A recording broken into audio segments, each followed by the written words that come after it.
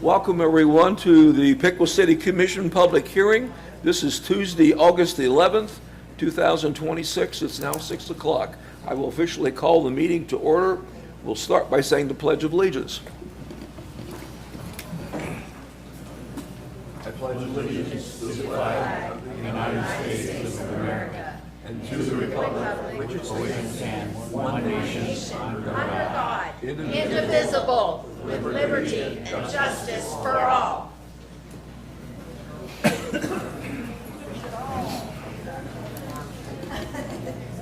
Would the clerk call the roll, please? Commissioner Simmons? Here. Commissioner Walker? Here. Mayor Vetter? Here. Commissioner Wade? Here. Commissioner DeBras? Here. Persons wishing to speak tonight during the public comment period must register in person and by filling out a comment card. All present and requesting to speak will be required to be sworn in at the start of the meeting. The hearing will provide an opportunity for the City Commission to receive information from and ask questions of the presenters and the speakers. So we'll now move into the mass swearing. Typically, zoning, employment, investigation, and other public hearings swear in those who will discuss and offer present comment. The city is keeping a record of tonight's public hearing, given the city's charter requirements for a franchise. Everyone who is providing information, regardless of whether it is proponent or opponent information, including city staff, developer representatives, and individuals who sign for public comment, will be sworn in. Now I'm going to swear in all the individuals who plan to provide proponent or opponent's testimony through the presentation of this public comment period. Please stand and raise your right hand and repeat after me.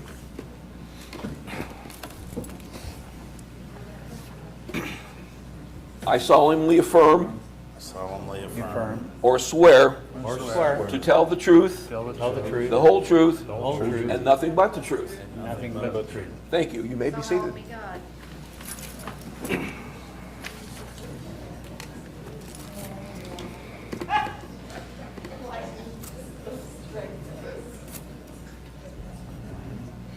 We will be observing the rules of conduct for tonight's meeting. Now we'll move into the public hearing section of the meeting.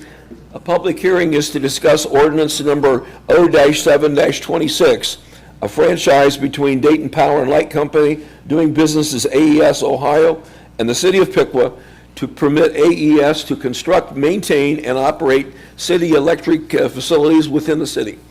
And this is the purpose of the meeting. So we'll move into the staff report at this point.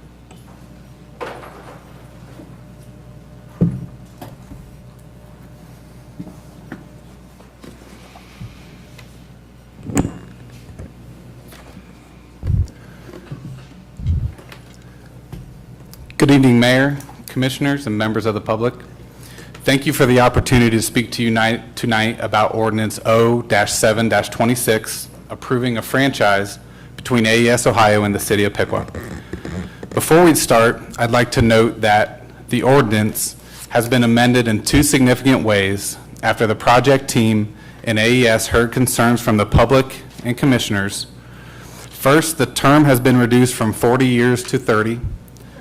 And second, the amended ordinance includes a $1 million per year franchise fee payable to the city as consideration for granting the franchise agreement. Now I'd like to walk through the agreement being discussed from the power systems perspective, a bit about how it's structured and why. Let me start with the term of the agreement, which again has been amended down from 40 to 30 years. So why the term?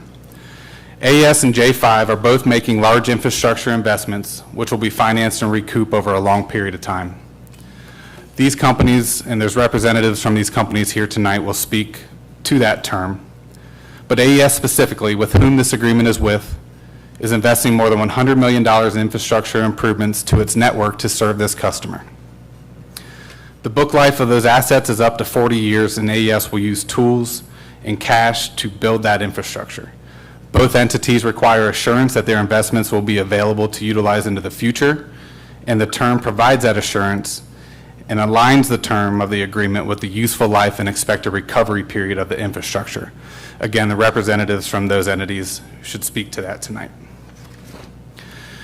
This brings me to a main question that has been raised. Could Piqua be the provider of record to the data center's operational load? In other words, why don't we hang a meter and serve this customer's load? Early in the discussions with the data center's representatives, they made clear that their required configuration involved a direct connection to the interstate transmission network through the regulated utility, in this case, AES. We have been working toward and communicating that arrangement throughout the course of these discussions. But simply put, the Piqua Power System is not in a position to physically serve the data center's operational load with infrastructure owned by the city. The data center requires a transmission connection at 138 kilovolts, which the city does not operate, and they will procure energy and capacity through its own power purchase agreements and generation suppliers. I do want to be fair to the question, though, because the city team asked it as well. And I'll reiterate, the customer was upfront about their need to directly connect to the interstate transmission network. So from that perspective, it was not the direction the city team had been working. Even so, our team did attempt to find a way for the city to be the retail provider during negotiations. This was less about any revenue from the operational load of the data center and more about keeping the kilowatt-hour tax local and our service territory fully intact. We engaged AES, the customer, AMP, and all relevant legal teams and worked that scenario until it became apparent that the agreements and the structure required to establish a meter arrangement were novel and complex enough that we could not identify a viable path forward. Let me address another concern. What revenue is Piqua actually giving up by not being the provider? The suggestion that Piqua is foregoing significant revenue comes from, I believe, a misunderstanding of what revenue is actually associated with being the retail provider of record. AES representatives should speak to this, but we believe the regulated distribution charge associated with the customer's meter would be about $500 per month. AES will earn a regulated rate of return on the significant transmission build, but that is a return that Piqua would never have been a party to in any scenario. Beyond that, there is little additional distribution revenue associated with this customer's load since it is a transmission customer. And here's a key point. The same would generally be true if Piqua were the retail provider. In other words, the primary financial benefit to Piqua being the provider of record will be the kilowatt-hour tax, not significant utility revenue from the customer's operational load. The bigger issue, though, isn't the modest revenue, it's the risk of serving a load this size. And to have you see that, you need to understand the scale. Piqua's entire system peaks at about 66 megawatts. We believe this customer is requesting around 1,400 megawatts for their operational load, which is 20 times the peak of our entire system. On the construction power load, the side that the power system will serve, which is capped at 10 megawatts, we decided to keep that energy purchase separate from our pool of power resources through AMP so as not to negatively impact those arrangements or incur potential risk to our customer base. On the construction side, 10 megawatts can fit in our existing network. We can serve it on our poles and wires, and that is why we are able to add that load to the customer base as the provider and charge a demand component as revenue to the power system. But that distinction becomes particularly important when considering what would happen if a 1,400 megawatt operational load were treated as a Piqua customer. That load would be figured into Piqua's contribution to the Dayton transmission peak and the PJM 5CPs, from which a large portion of our power bill is figured. Their load, being approximately 20 times the size of the city's, would drastically increase the obligations to those entities and Piqua's power costs as a result. Now, the customer would pay for those costs while operational, but consider a scenario in which a 1,400 megawatt load became part of Piqua's system behind Piqua's meter and subsequently left.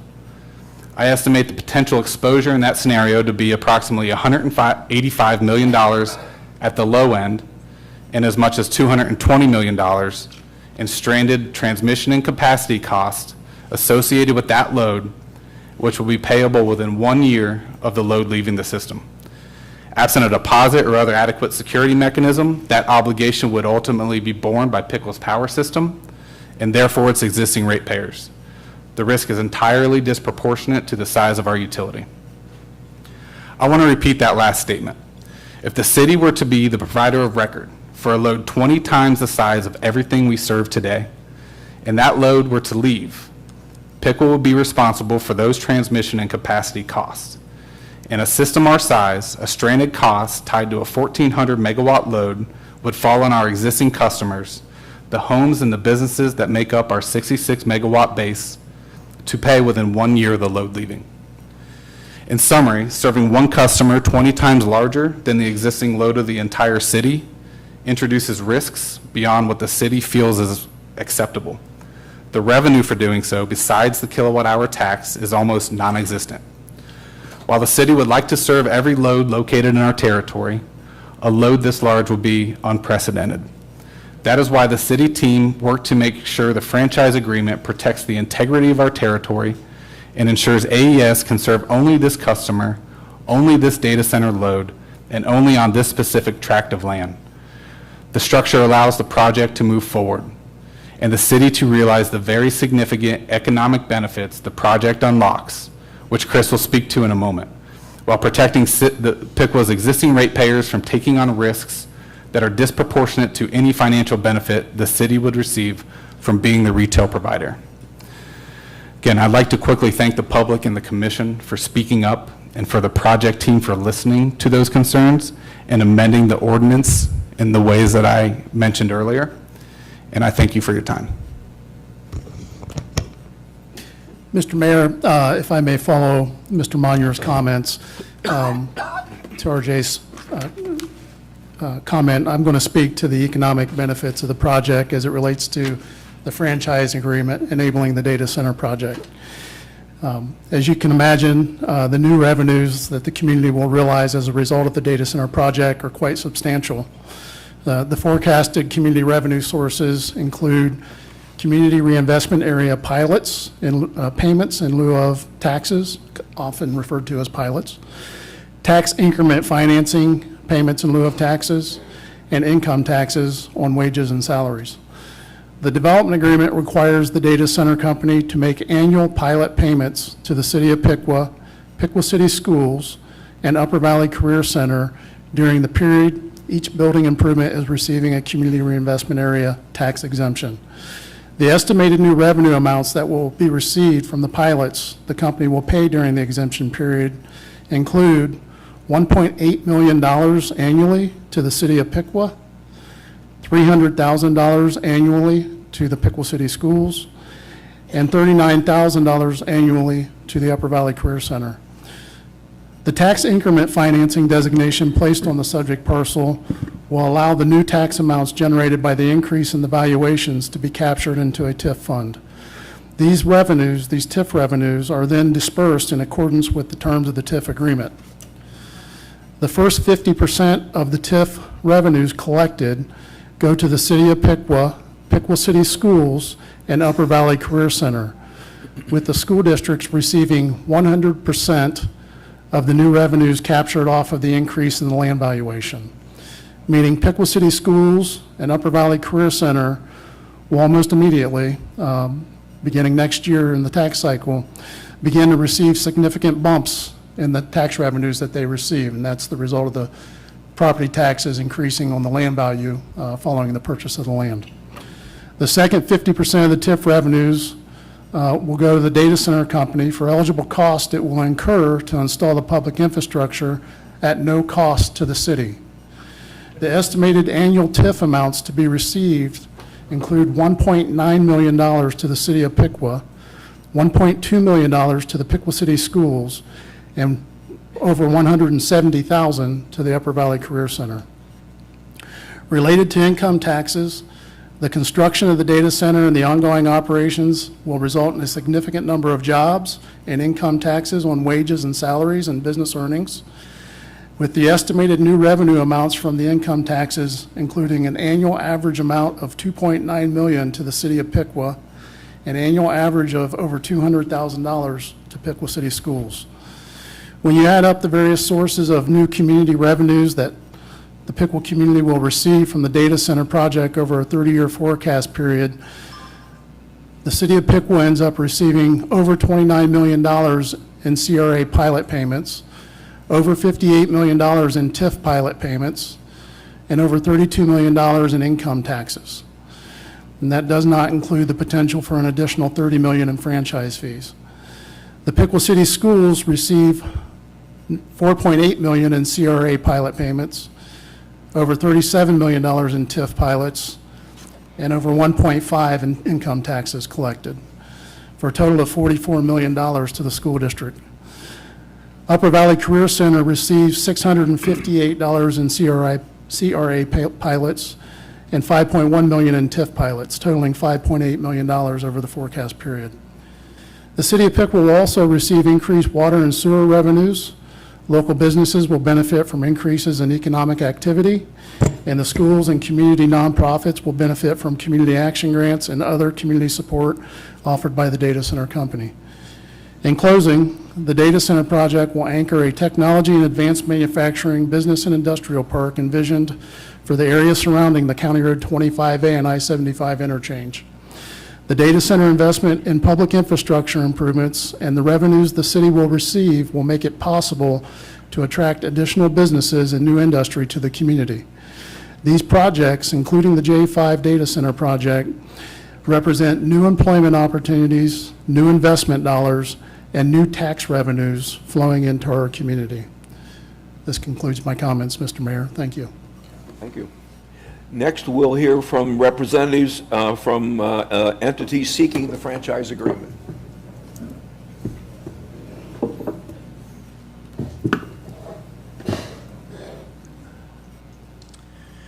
Good evening, Mayor Rutter, Commissioners. Thank you for your time.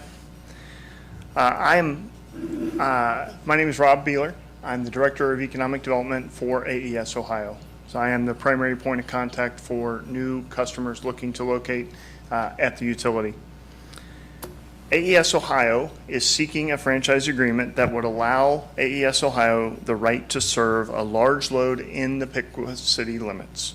This request comes at the request of the customer to be served at a transmission level at a higher voltage than is currently served to the city of Piqua itself.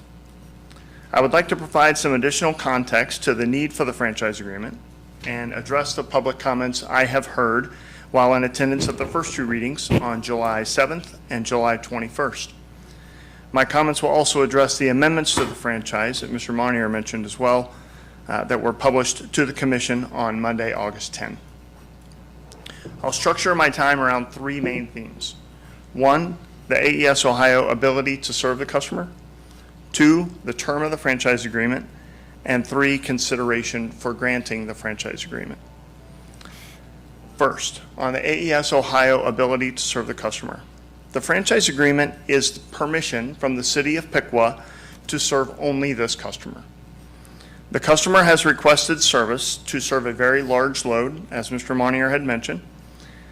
This will require connection to the interstate transmission line. Specifically, we'll have to connect into a 345 kV system, 345,000 volts. Currently, the city of Piqua receives service from AES Ohio at 69,000 volts. And that the nearest 345 line is over 5 miles away from the site.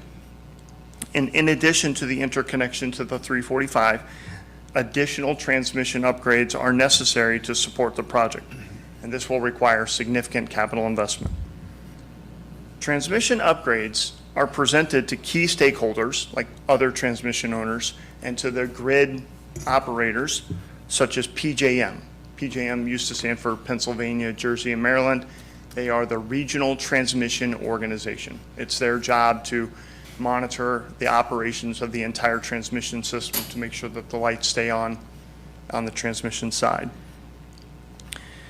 The process of doing this ensures that all stakeholders have input into the system and recommended investments to include the scope and costs of the transmissions that we make on the transmission system.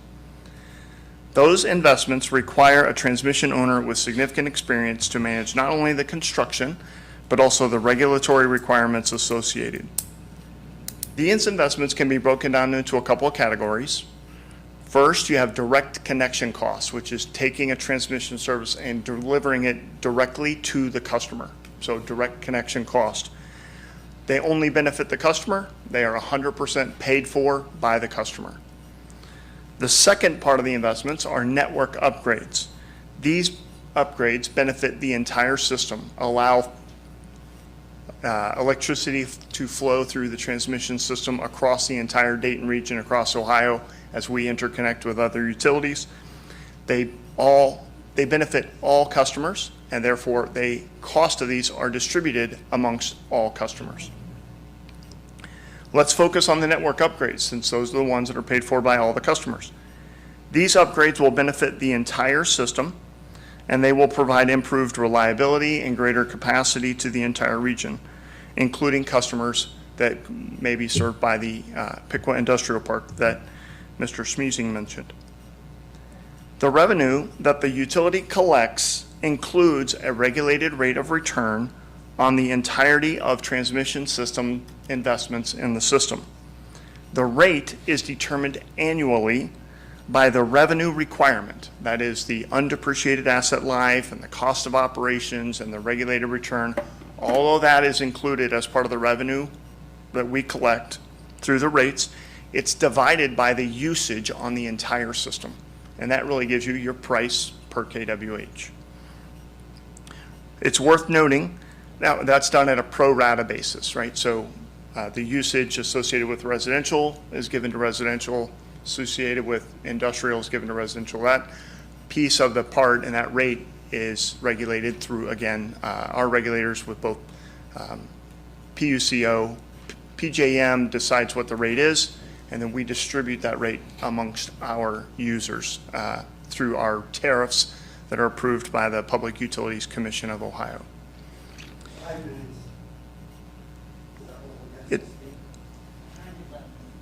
We only get 5 minutes, he gets 5 minutes. This is your opportunity. Keep moving. Sorry, should I Yep, stop? continue. Okay. So we get more than 5 minutes? Quiet, please. This is not your turn.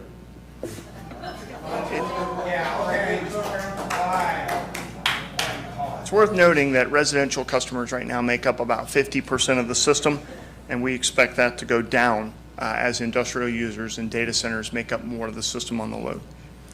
Second, I would like to address the term of the agreement. Mr. Montier mentioned this already, but the utility investments are intended to be in place for a long time. These assets are often depreciated over 40 years, and the term of this agreement was initially set to closely align with the life of the assets. This franchise agreement offers the utility the ability to continue to serve the customer, and this customer only, to reduce the risk of changing service terms. This is a commitment from both the city and the utility to serve the customer. The utility and the customer are willing to reduce the franchise agreement to 30 years in conjunction with additional consideration, which brings me to my third point, a consideration for granting the franchise agreement. The city will receive several benefits with the approval of the franchise agreement. First, the relocation of the 69 kV line at no cost to the city, and second, an annual franchise fee that was mentioned previously. The customer has already reached an agreement to relocate the 69 kV line at no cost to the city. Usually, if a customer requests the utility to move a line, this would be paid for by the customer, as it would not benefit all customers and it was requested only by the customer. I cannot give you a value or a cost for that relocation line because the route for that line has not been determined. Previously, the franchise agreement did not include a franchise fee, as the utility does not pay for franchise. AES Ohio has over 30 franchise agreements across 24 counties that we serve. We do not pay for these franchises. In this case, the customer is willing to provide additional compensation to the city, and the amended franchise agreement was published on Monday, May 10th, and outlines the annual payment as an exchange. That summarizes what I have. So again, we talked about the ability to serve, the term of the agreement, and consideration. I welcome the opportunity to discuss any questions you have. I think we're going to move ahead. Thank you. Next, we'll hear from a representative from the project necessitating a franchise agreement. Good evening, Mayor Vetter, Commissioners. I appreciate the time tonight. My name is Mike Setnary with the Voorhees Law Firm, and we represent J5 LLC on energy matters for this project. J5 LLC supports and requests that the city approved the franchise agreement with AES Ohio. In order to be served reliably, the project will require an interconnect to a high-voltage transmission system. This type of interconnection requires significant labor and construction activity on high-voltage transmission systems that large utilities like AES Ohio are accustomed to doing. The franchise agreement will allow J5 to contract directly with AES Ohio, not only for service, but also for the build-out of the necessary transmission infrastructure. And with the negotiated changes to the franchise agreement in which J5 was involved, the city will directly benefit through the payment of a significant franchise fee by AES Ohio to be reimbursed by J5, and that payment goes to the city. Now, in addition to labor and construction activity, the interconnection process requires coordinating with various state and federal agencies, including the Federal Energy Regulatory Commission, the Ohio Power Siting Board, which has jurisdiction over large transmission facilities. And this coordination requires significant involvement from legal, project team members, and other internal, external shareholders. Large transmission and distribution utilities like AES Ohio have extensive experience coordinating with these agencies, and J5 as a counterparty to the AES Ohio agreements will be involved with that coordination. Now, given the complexities associated with interconnecting a large data center load, we believe that it's important to have this franchise agreement in place. Further, having this franchise agreement in place, which was, as was mentioned earlier, ensures that the project has a framework in place that will allow the project to source power from the broader transmission grid and the retail supply market, and that's a very important point. And that'll happen when the facilities are constructed and become operational. So again, thank you for your time and consideration. Appreciate it. Thank you. Next, we'll hear from a representative from the data center industry.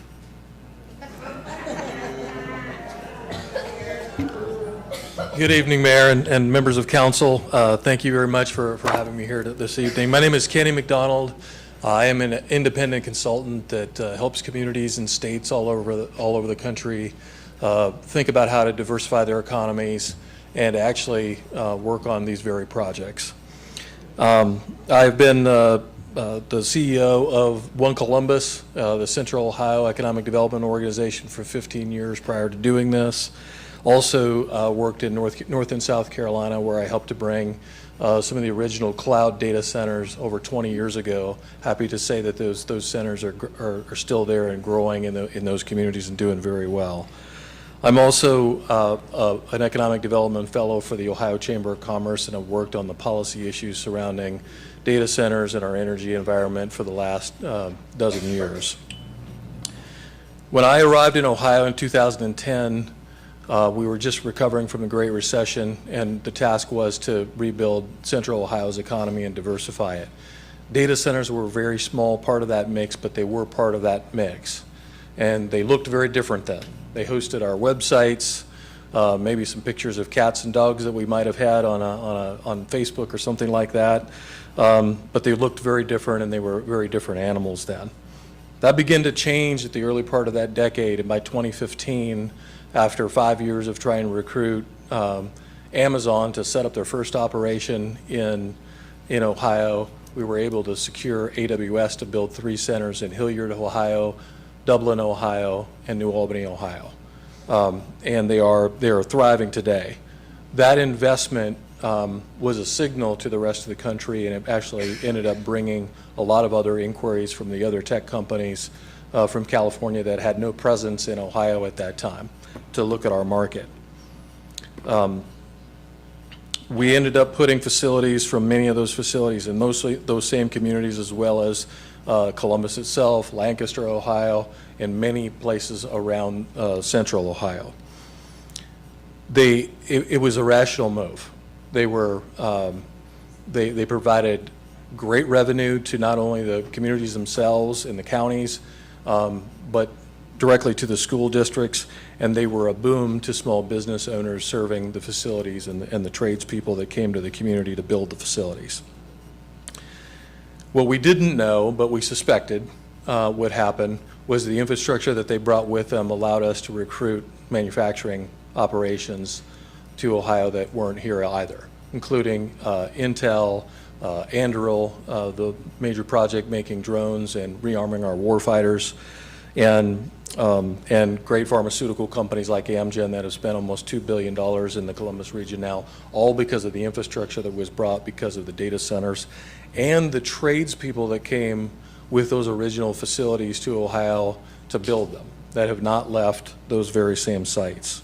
So our infrastructure improved, our workforce improved, our schools improved, and the companies became very, very engaged in our communities here in Ohio. In 2022, when ChatGPT had their day on November 30th, it seemed like the world changed a little bit, and there was a slew of new activity because of the new energy use and the new chips that are designed for AI activities. And that came with all kinds of inquiries because we had so many, we had the core players here. And we had a lot of new inquiries that came into the state. That came with a lot of hard work for the policymakers.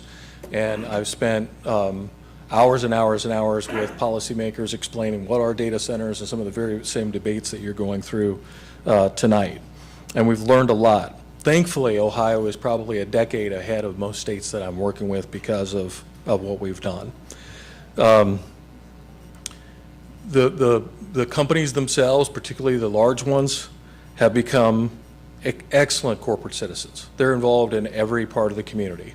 As a leader of the Columbus Partnership, I got to see this through United Way and their engagement, just like any other corporate citizen. But because of their size and because of their tech aptitude, they did some very special things for Ohio with STEM education, in particular with our schools and our trades workers across Ohio. It is one of the reasons that we were just named the #1 state in the country for business, something that was unimaginable about 15 years ago. The infrastructure, the trades jobs, the amount of investment that's brought to communities across Ohio has been incomparable. So I'll close by saying the property values in and around the cities and counties where these locate go up. Schools receive Quiet, please. Quiet. Schools receive money and performance generally increases. Certainly the resources increase in those same schools, particularly in rural areas as they begin to locate. The trades have never been healthier in Ohio, largely because of the growth of data centers, which is incredibly important, hiring our veterans, and giving people with high school educations the ability to go directly into, in some cases, a six-figure job after minimal training. And then finally, I will say you just have a great opportunity. And while you're doing the right thing by having a lot of debate about it, that's a rational and good thing you should do. I encourage you, and my experience tells me that this has been a very positive thing for the communities where these projects are located. Thank you. Thank you. That concludes the presentation part of our public hearing tonight. Now we're going to move into the public comment section.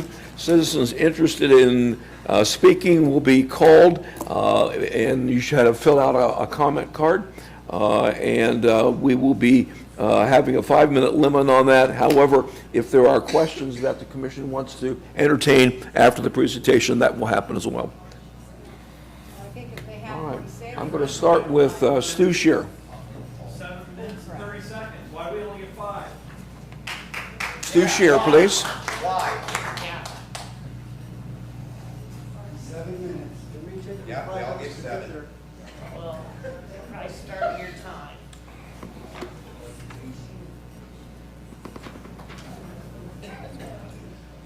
Well, Stu Shear, 1845 West Parkway, Piqua.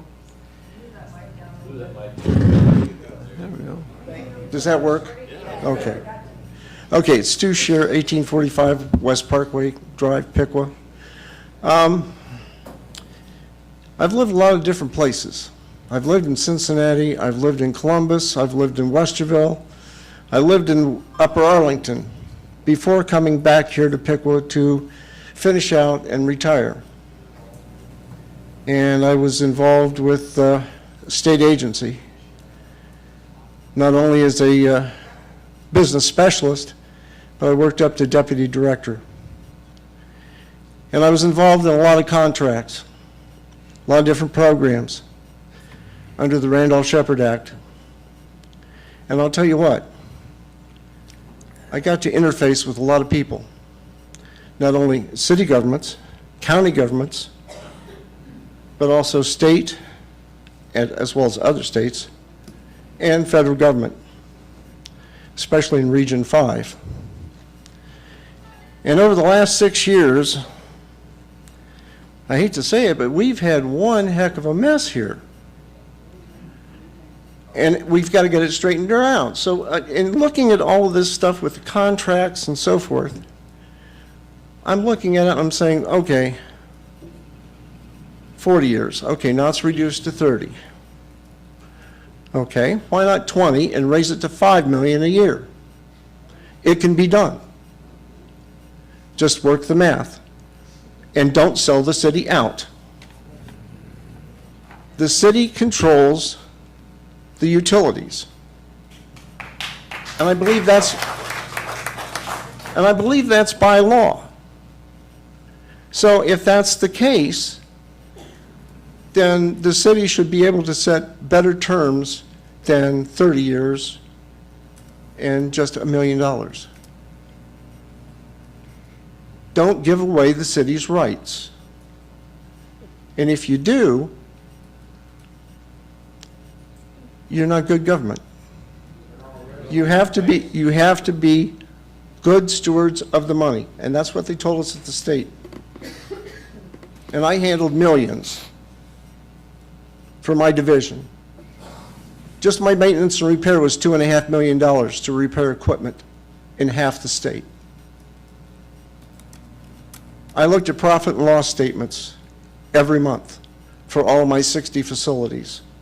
And then again, cumulative for another 100. So yeah, I'm familiar with money. I'm familiar with politics. I'm familiar with what you have to do in politics. Good thing I'm out of it. But anyhow, I would suggest that this whole contract be renegotiated professionally. Stem to stern, it can be done, and the city can have their money. That could be rightfully theirs, based on what the charter is, based on what the rules are. And with that, that's all I have to say, but I'd like to thank everybody in the community for showing up. Thank you.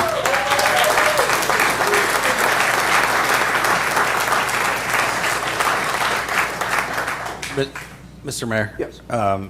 If I may. Mr. Scheer, thank you for your comments, and I noticed a couple questions in there that if you're okay with, I'd like to have someone address those for you. The first one was, and I'm chuckling because this was my first thought too, why not 20 years and why not $5 million instead of $1 million?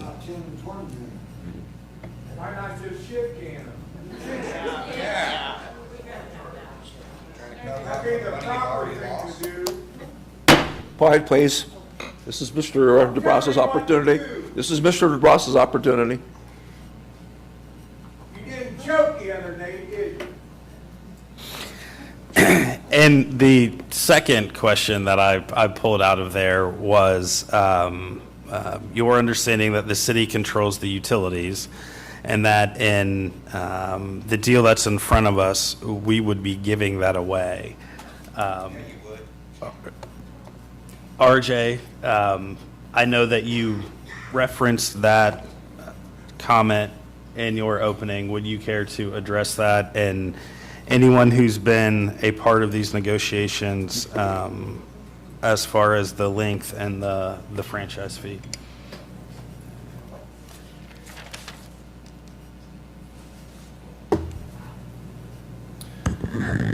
Thanks, Commissioner DeBras. Thank you. Yeah, so as noted in my comments, the data center and as well as AES and potentially Mr. Sanitari's comments, I may ask him to step in here, but the data center will be served at voltage of 345 kV. The city has voltage into the city of 69. We simply do not have the facilities to serve this operational load. And as I touched on earlier, the risk. Quiet, please. You're disrupting the meeting. The risk to the power system and its existing ratepayers for serving the operational load of the data center is disproportionate to any benefits that we may receive. If Mr. Sanitary or someone from the company would like to speak on, again, why the data center would be required to be served at a higher voltage than what the city can serve, I think that they may be able to answer. That was not what he asked you. He wanted to know about the contract. Mr. Mayor, the point of this public hearing was for the representative seeking this franchise agreement and the staff who are have been working with this agreement to be able to answer the questions of the citizens and of the commission. We are now one person in, and so far we have not been able to allow the answer to Mr. Shear's questions. I'm not sure how we're going to get through this if we cannot allow those questions to be addressed. So this is my plea to please at least allow them to answer our questions.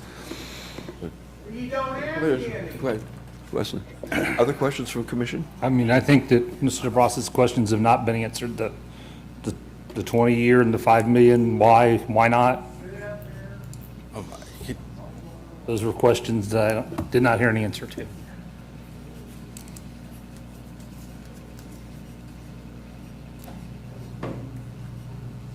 Appreciate the question. We are not privy to the negotiations between, as I mentioned before, we have not paid for the franchise agreements. This is not a discussion between the utility and the customer. As for the term life, the utility would typically align these with the assets that are required to serve the customer. And in this case, the term life of these assets is 40 years. The customer asked us to pull that down to 30. We were willing to do so.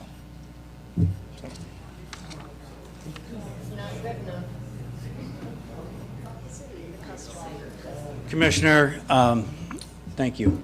I wanted to let you know, I was not involved directly in the negotiations, so 25, 29, 3, I can't answer that. What I can tell you, just to repeat the point with the franchise agreement, it allows J5 to buy power at the wholesale level as well. But I just want to let you know, I can't speak directly to your question on that. Okay? Thank you. Thank you.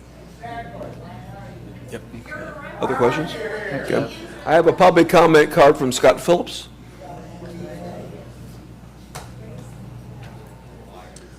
Good evening. Last time I was cut off. I understand rules have to be followed, and so I would like to know the rules that you guys follow. Are they the Roberts Rules of Order?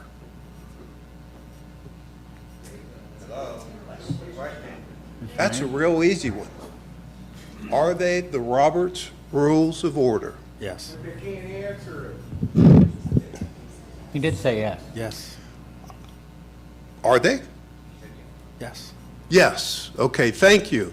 And thank you for trying to establish a dialogue tonight, Frank. I really appreciate that. Seriously, it was great to have exchange so we can get some answers. So we don't have to be hostile because we are ignorant of what's going on. We have been somehow kept in the dark on so many different things. And the Freedom of Information Act, for example, was what was required to figure out that the ex-city manager's contract, signed an NDA, which we now get to read, had a clause in it where the same law firm, which I hope's here tonight, that because they should be, because they represent you and they represent them. Congratulations, that's quite a coup. When I cut a deal, I hope I can get somebody on my side like that. That's remarkable. I think that's a recipe for someone not getting a fair deal. And I don't know if you have negotiated a fair deal, because we have had to ferret out the details. And I don't appreciate that one bit. Now, I have something based on the Robert's Rules of Order I'm getting ready to read. And there are so many things that I've been sharing with everybody on several different media platforms to the tune of 500,000 hits a month, so it's getting traffic.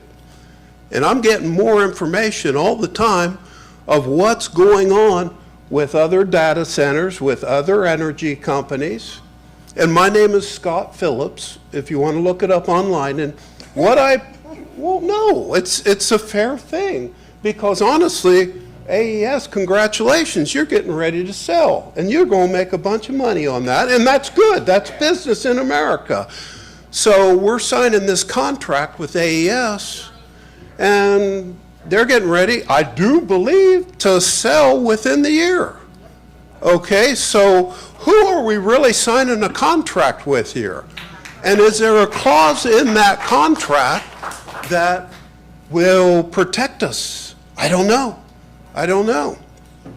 I've done more research on all of you, Mr. Walker, and when you were elected, there were some press releases about you being pro-business, want to do responsible growth and have decorum brought back into our facility. I like that. I like the exchange. That's good when we can get some answers. And folks, let them answer, please. When they're talking to us, that's good, and let's keep this civil. So here's the only thing I have tonight in a nutshell. Since we're doing Robert's Rules of Order, I have to go to the head of the stream. And I had two other officials on this release, but this goes out to all Piqua elected officials. As of 8/11/26, Commissioner and Mayor Vetter, you are released from service to the Piqua Governance Council. Effective immediately. All duties void. No voting rights. And this is from Save Piqua Voters, and this is part of the injunction board. So, Mr. Vetter, my time is not even close to being up. I'd like to give my remaining seconds to this young lady. Thank you very much. Thank you. I have a public comment card from I have Kathy 15 seconds. Hostetler. I also would like to reiterate that we can be civil and have a peaceful exchange. It's nice to actually hear voices from that side, even if we don't agree. Kathy Hostetler.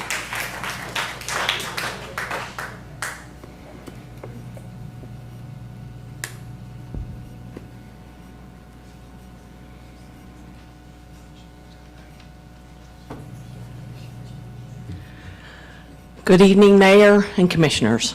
My name is Kathy Hostetter. Thank you for allowing me a few moments to share some thoughts regarding the potential economic impact of bringing the data center to our community and approving the AES franchise agreement. I believe one of our responsibilities is to encourage thoughtful economic development opportunities that can strengthen Piqua today while positioning our community for the future. I believe it's important that we look at the entire economic picture. A data center represents a significant investment in the digital infrastructure that is becoming increasingly vital to our country and represents a significant investment in our community. The data center will create high-paying, permanent jobs and will contract with local service providers for ongoing operational support needs. The capital investment associated with the facility and the construction activity it will generate will require thousands of skilled tradesmen and contractors. Likewise, the ongoing operational need of electricians, engineers, technicians, maintenance personnel, security personnel, and other skilled workers is significant as it relates to a good-paying, long-term employment opportunity in our community. The construction workers, permanent employers, vendors, and contractors will utilize our restaurants, gas stations, hotels, retail establishments, material suppliers, and other local businesses.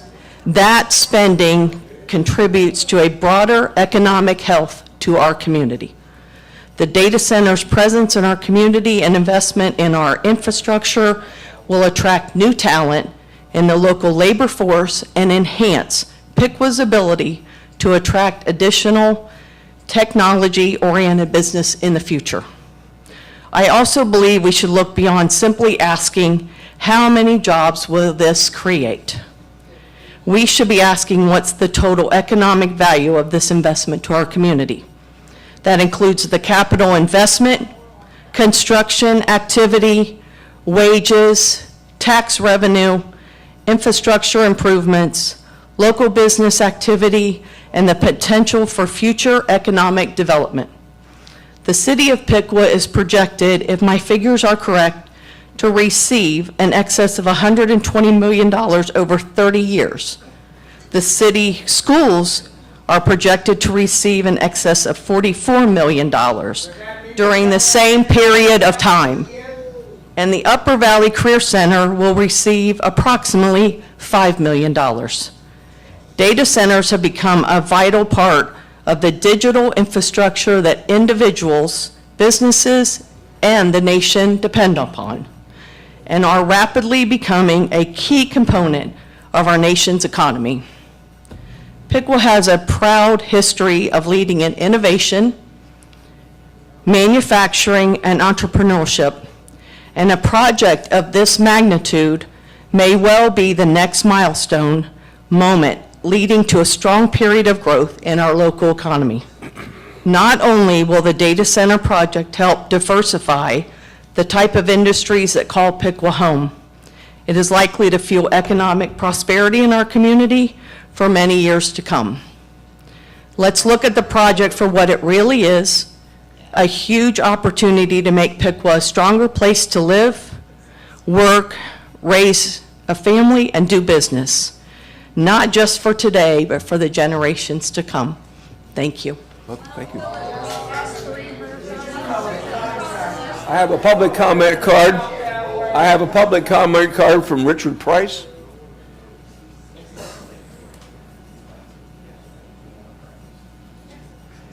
Okay.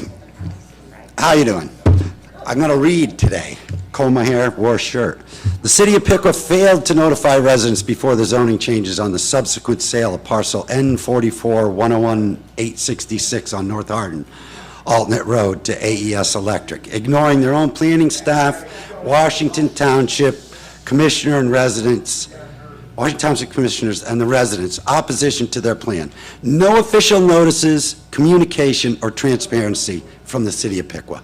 We never received one letter from you during the whole process. In Ohio, a city cannot simply build or improve high-impact industrial infrastructure on a municipal boundary and claim immunity from the destruction of an adjacent township's residents' quality of life. Under the landmark Ohio Supreme Court case, Boggs versus Cleveland, the city can be sued as a foreign municipality. Placing a humming high-voltage substation 10 feet from my home is an unconstitutional taking of my property rights without just compensation. And the other thing is, when they put the power lines in, I can't put a garage in my backyard because I invade on their space. They have nothing about invading on mine. My recourse is to ask Miami County to issue a declaratory judgment stating Piqua's rezoning was arbitrary, capricious, and unreasonable. The parcel was initially created as a buffer for residents for the construction of the Piqua water plant. The commission voted with complete disregard for sound planning standards. A private nuisance law can also be filed against AES Ohio, the developer. Standard municipal ordinance across the U.S. enforce a minimum setback of 300 to 500 feet between residential power and utility substation. Piqua goes with 50 to 100. Washington Township is 100 to 300. You're not going to make it on that piece of property. Under Ohio Administrative Code 4906-4-08, the 10-foot proximity to my property triggers an automatic Ohio Power Siting Board safety review for any transmission infrastructure placed within 100 feet of a home. I will aggressively pursue every available avenue, including state-level OPSB intervention and private civil actions for property diminution to protect my home, my safety, my property rights. Number one. Number two, I won't be able to finish, but I'm going to start. So from the beginning, Paul Oberdorfer never signed an oath of office. Every single thing he did for the data center, according to Article 15, Section 7 of the Ohio Constitution, explicitly states that every person chose to appoint at any office under the state shall, before entering upon discharging their duties, taking oath to support the Constitution and faithfully discharge the office. There's a statutory duty, Ohio Revised Code 323. All officers and appointees must take the oath of office before performing any official functions. Without completing these prerequisite legal steps, the individual, Paul Oberdorfer, lacks the de jure authority to bind the city, meaning any official acts or contract executions attempted beforehand are legally vulnerable or invalid. Under Ohio law and standard municipal governance, a contract signed by a city manager prior to a city commission vote and by an individual who never took an oath of office is considered legally void or unenforceable from its inception. There's Bricker Graydon. Municipal contracts are bound by strict statutory local charter restrictions. These exact facts trigger three major legal deficiencies that can invalidate the agreement. Again, Article 15, Section 7. He's got to sign his oath of office. Because the city manager never completed the basic legal qualification for office, he doesn't possess the legal capacity to execute a binding contract on behalf of the taxpayers of Piqua.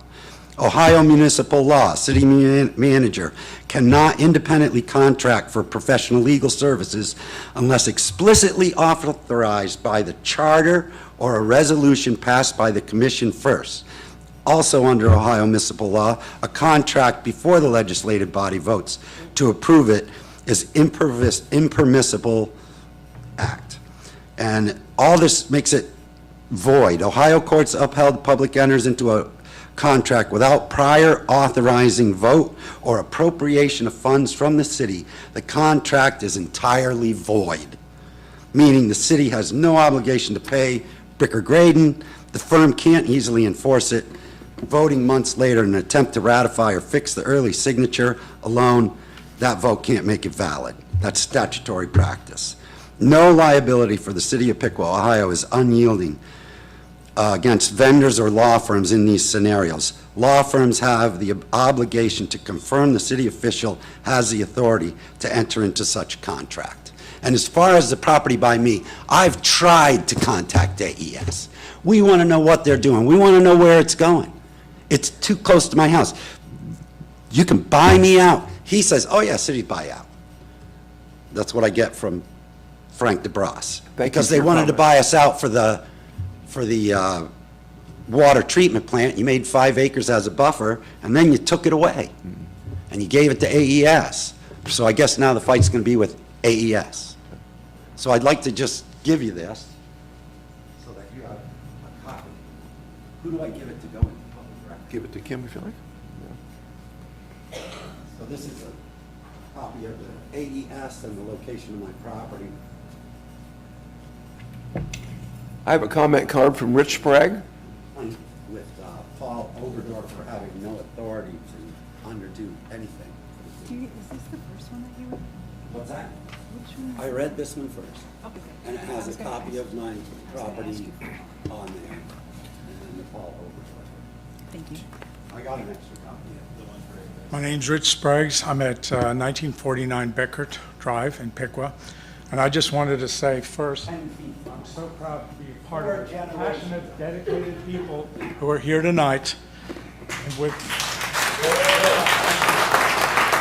so just the two brief things I have to say is you've made some progress on amending this agreement, but we've got something that AES wants. We've got to take advantage of that demand. So I'd urge more work be done to get a better deal. And the other thing, other people I'm sure will provide more information, but it looks as if so much stuff has been missed in arranging for the background of the initial agreements. I read, I think Craig's going to speak on it. There's just been a lot of information, a lot of details missed. And I don't know who's responsible for that, but something to consider. Thank you very much. Thank you. I have a comment card from Michael Sherry.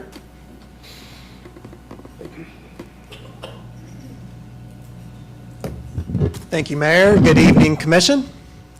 I'd like to have a little fun tonight, lighten the mood a little bit. I got an illustration, and Paul, would you be willing to play along? Sure. All right.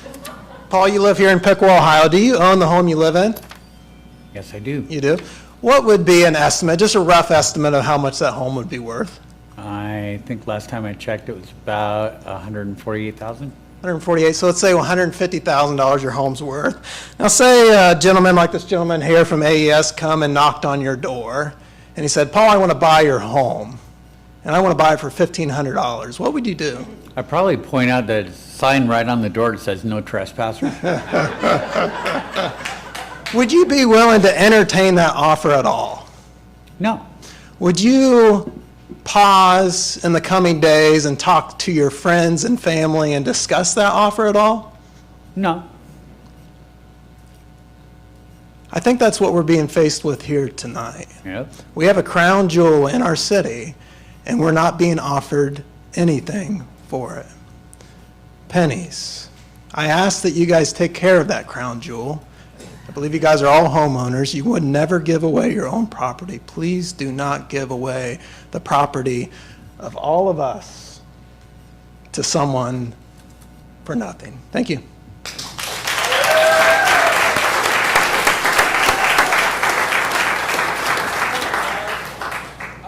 Questions from the commission?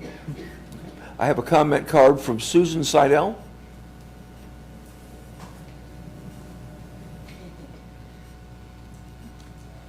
Hello. I'm happy to be here this evening. Haven't been with you fine people for some time. It's been a long journey for me here in Piqua. My husband and I moved here in 2020. Since then, I think we've gone through the dam project, the battery burn, the Rumpke debacle, and now we're at the data center.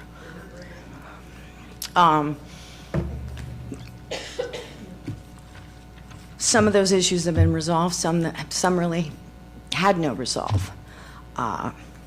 We want to make a home here. I really like nature.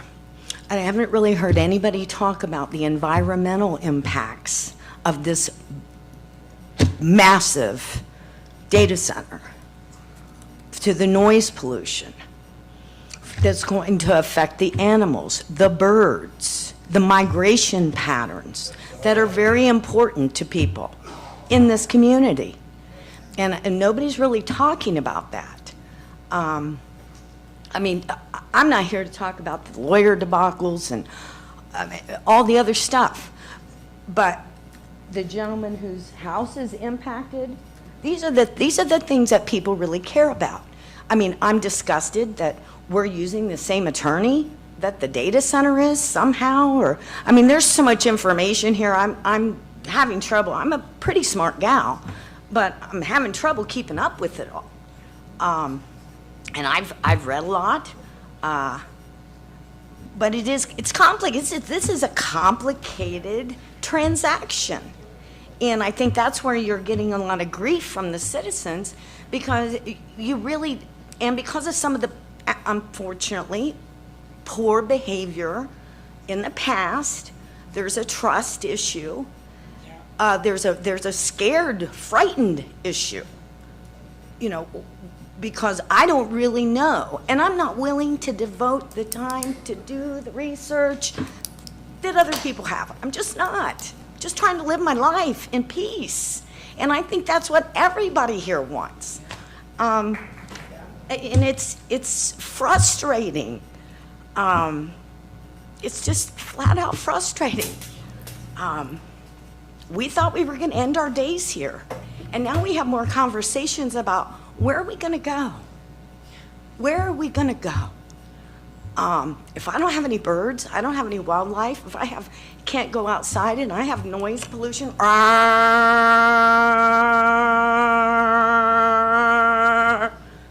all day long, 24/7. Well, I mean, I'm just saying, these are realities. We have very dear friends of ours that live right down, going to be right down the road. What about the poor folks with the farm across the street? Has anybody thought about those people? Nobody gave them millions of dollars, you know, and I think it's just shameful. That's where I'm at. It's shameful that this community, we are that desperate for under the God of economic development. And I don't believe any of these numbers about jobs and all that crap, because it is a bunch of crap. I mean, these aren't factory jobs. These aren't men going in there and making a living wage and putting their kids through college. It's not. You're going to have 20, 25 people that are making good money, engineers, data people. Otherwise, you've just got some Joe Blows. This thing runs itself. It's all about computers in the middle of prime farmland. Okay? If I wanted to live by big buildings and all day long, I'd live in this city. I came home to have peace, and it has not been peaceful here for me since I got here. Thank you.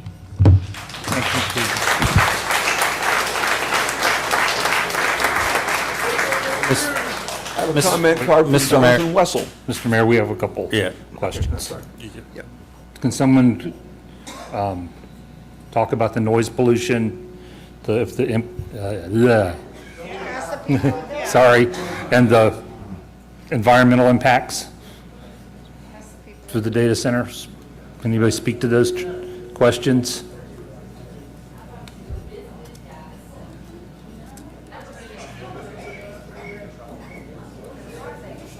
Yes.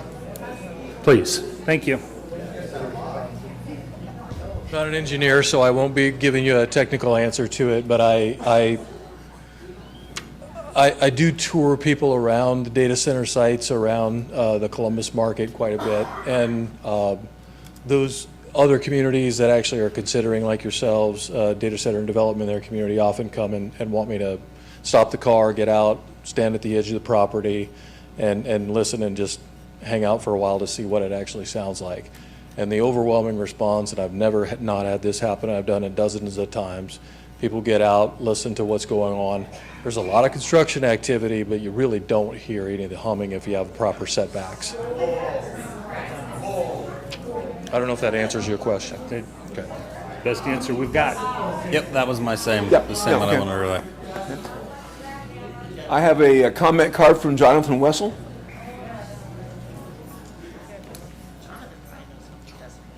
I don't know that. All right, good evening, Mayor, Commission. So, want to first take a look at what our charter says about franchises and a couple of defects that I believe are in this ordinance. So the first is that Charter Section 104 says no franchise shall be granted, amended, or renewed except by ordinance. But the ordinance in front of you has an evergreen provision, so it just renews automatically, not by ordinance. So I believe that the automatic renewal provision is in conflict with our charter and needs to be removed from this franchise agreement. Charter Section 104 continues, any such ordinance shall clearly specify the streets, alleys, public ways, places, and grounds of the city in, over, upon, or under which the privilege is granted. There is no list of streets, alleys, public ways, places, or grounds anywhere in the ordinance. And so this kind of goes back to how will this affect folks like Mr. Price, which is, can AES run transmission lines in any right-of-way of the city? It's a question. But I do think that everybody is assuming power line comes in from the south, goes over the street, but if that's the case, it shouldn't be too hard to put that in the agreement. So on to the agreement itself. Should the customer seek to expand facility through the acquisition of contiguous property that will also be utilized for data center activities, the city shall, upon request, approve. That should go. If it is a foregone conclusion that the city could never serve this data center load, or any future one, then we don't need that promise because it will be just as apparent when the next request comes around. Next, AES explicitly agrees it will not seek to own, construct, or operate any generation within city limits without first obtaining the express written consent of the city. The city is not defined. So is that RJ's signature? Is that the city manager's signature? Or does that require a vote of this commission? So I think that a definition for the city needs to be inserted into this agreement. Section 4, if AES Ohio violates its obligations of this ordinance, and subject to the cure provision set forth in Section 5. So hopefully you've got a copy of the ordinance in front of you. If you turn to Section 5, what you will find is that there is no there is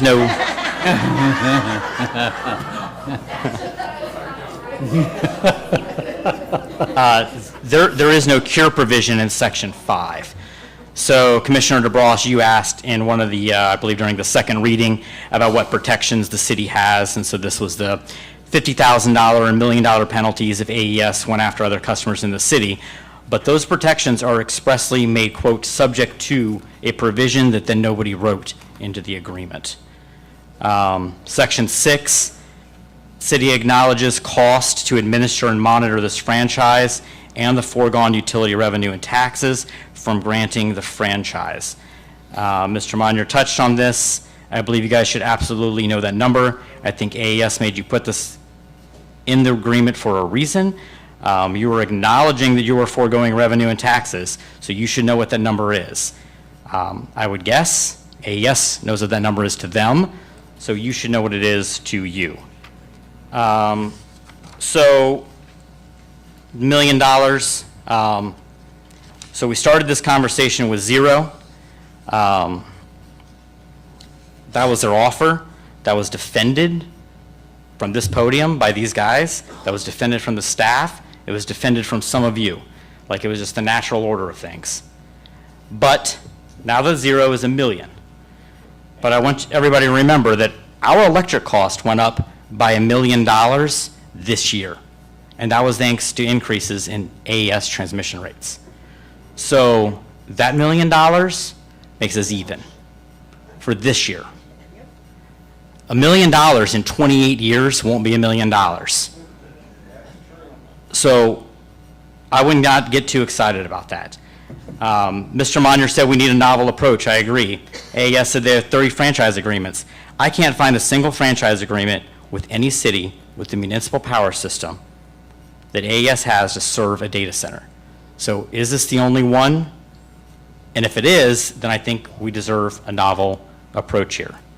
So my counter proposal here is very simple. It says in this agreement, if you'll just bear with me, whereas AES Ohio has confirmed to the city that the transmission investment necessary to serve the customer will not result in an increase in transmission costs for the residents and businesses served by the city of Piqua. But that statement is right before the statement that says, now therefore be it ordained. So it's not actually in the agreement. It's just in the preamble of the agreement. So my suggestion for a counter proposal is that for every dollar that our transmission costs go up because of AES, we get $1 back from J5. Every dollar, every year, for 30 years. Just take that sentence, slide down to the agreement. Thank you. Thank you. Thank you.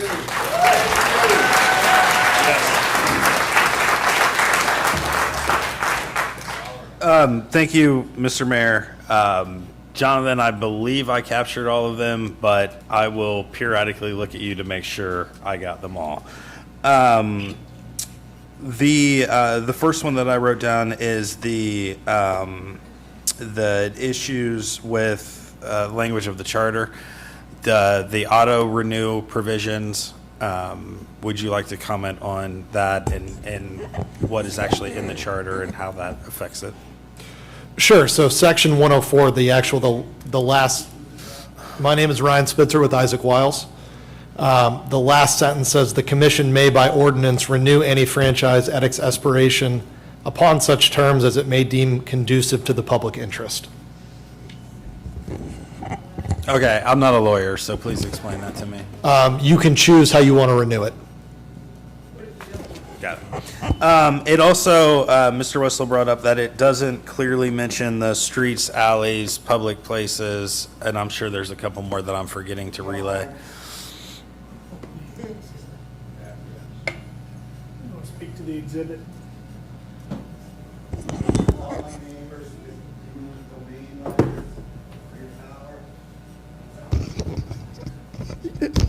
Commissioner DeBras, what I would point out is that there's an exhibit included as part of the ordinance, Exhibit A. And Exhibit A is depiction of the property that is being discussed is the area that would be served, and it indicates the roads around the site, including Farrington, Washington, and Drake roads. The next one that I is where the city is not defined. That's correct. It's just the city of Piqua as a political subdivision under the state of Ohio. So It quite literally says, "The city of Piqua," captioned "the city." I understand what it says, but his question was then, so who then makes, or where would the approval come from? I believe he asked if it was the city manager or the commission, or how is that to be interpreted? It should be the city commission, given that this is an ordinance. Great. Well, can we make it so? Commissioner DeBras, I'm happy to make any revisions. I did not draft this initial ordinance. I'm happy to take the commission's revisions and incorporate that. And I'm sorry if the frustration in my voice is not directed to you, but you happen to be the one sitting in the chair. I understand. So, I believe the next one, as we're going through these, are the cure provision that is not, it's referenced, but it's not there. I'm sorry, could you repeat that? Sure. The cure provision that is referenced, but then is not in section 5.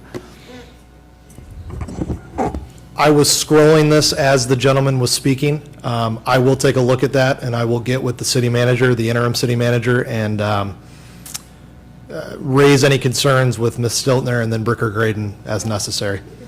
Thanks. The city get an investment attorney law firm to represent them as opposed to a law firm. RJ,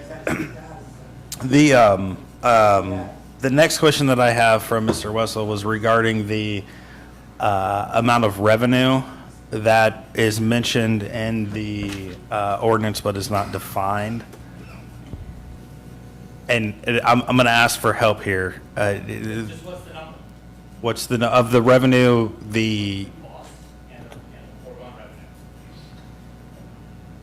revenue from the us being the provider of record? I didn't write the agreement here. I understood. I just want to make sure that I get your question answered.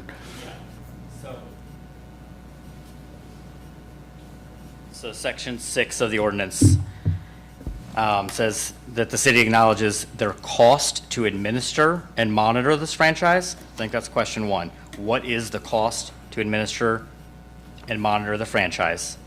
And then back to section 6, it says, and the foregone utility revenue and taxes. So I think Mr. Miner spoke to what he believed the revenue to be at $500 a month, but I think that we should be able to quantify the tax portion. All right. Thank you for clarifying. RJ and then our other representatives here, any of you who wanted to take a crack at answering that, I would appreciate it.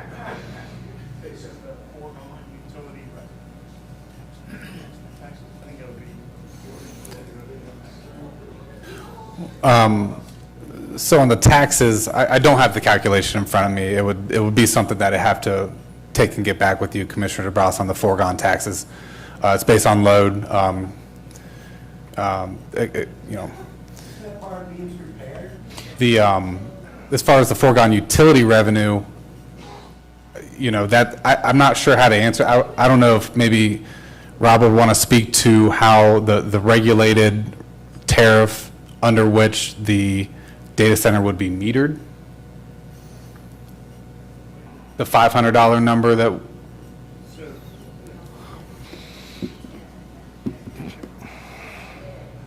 If I understand correctly, we're talking section 6. Yes. Where it says the city's costs to administer and monitor this franchise and the foregone utility revenue and taxes from granting the franchise.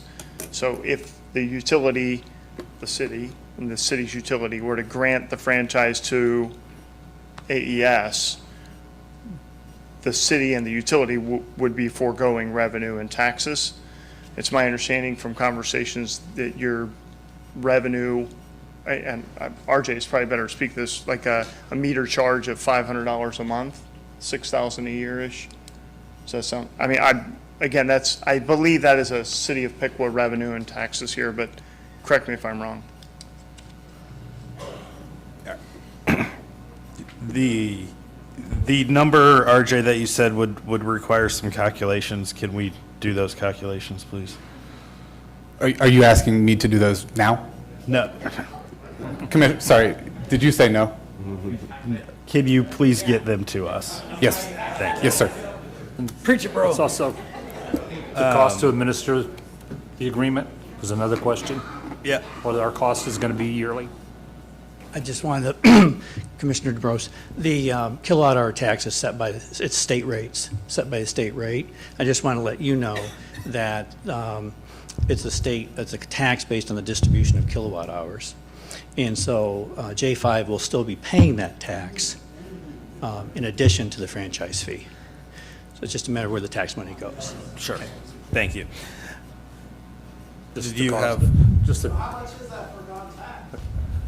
cost to administrate the program? Yeah. Does anybody have an idea of what our internal costs are going to be yearly?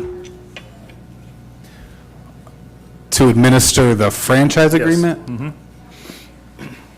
To be honest, I'm not sure what that refers to in here. I don't know why there would be a cost to administer the franchise agreement. There's nothing to monitor. You know, towards the end of the agreement, if there's a renewal or anything, and again, this is out of my lane, power system director here, but I don't, you know, from my perspective at the power system, we wouldn't be monitoring the franchise. So I'm not sure what it refers to. I have another one here, RJ. The language about foregoing the tax or the kilowatt hour tax, in order for us to collect that kilowatt hour per tax, we would have to be able to supply this load, correct? Correct. We'd have to be the retail provider of electricity to the load. And from your earlier presentation, we don't have the capacity or the ability to supply that load, correct? We did attempt through the negotiation process to become the retail provider. We were not successful in that venture. We did it mostly so that we could secure the kilowatt hour tax to stay local. We were not successful in that venture. Yes, I believe that we are not able to.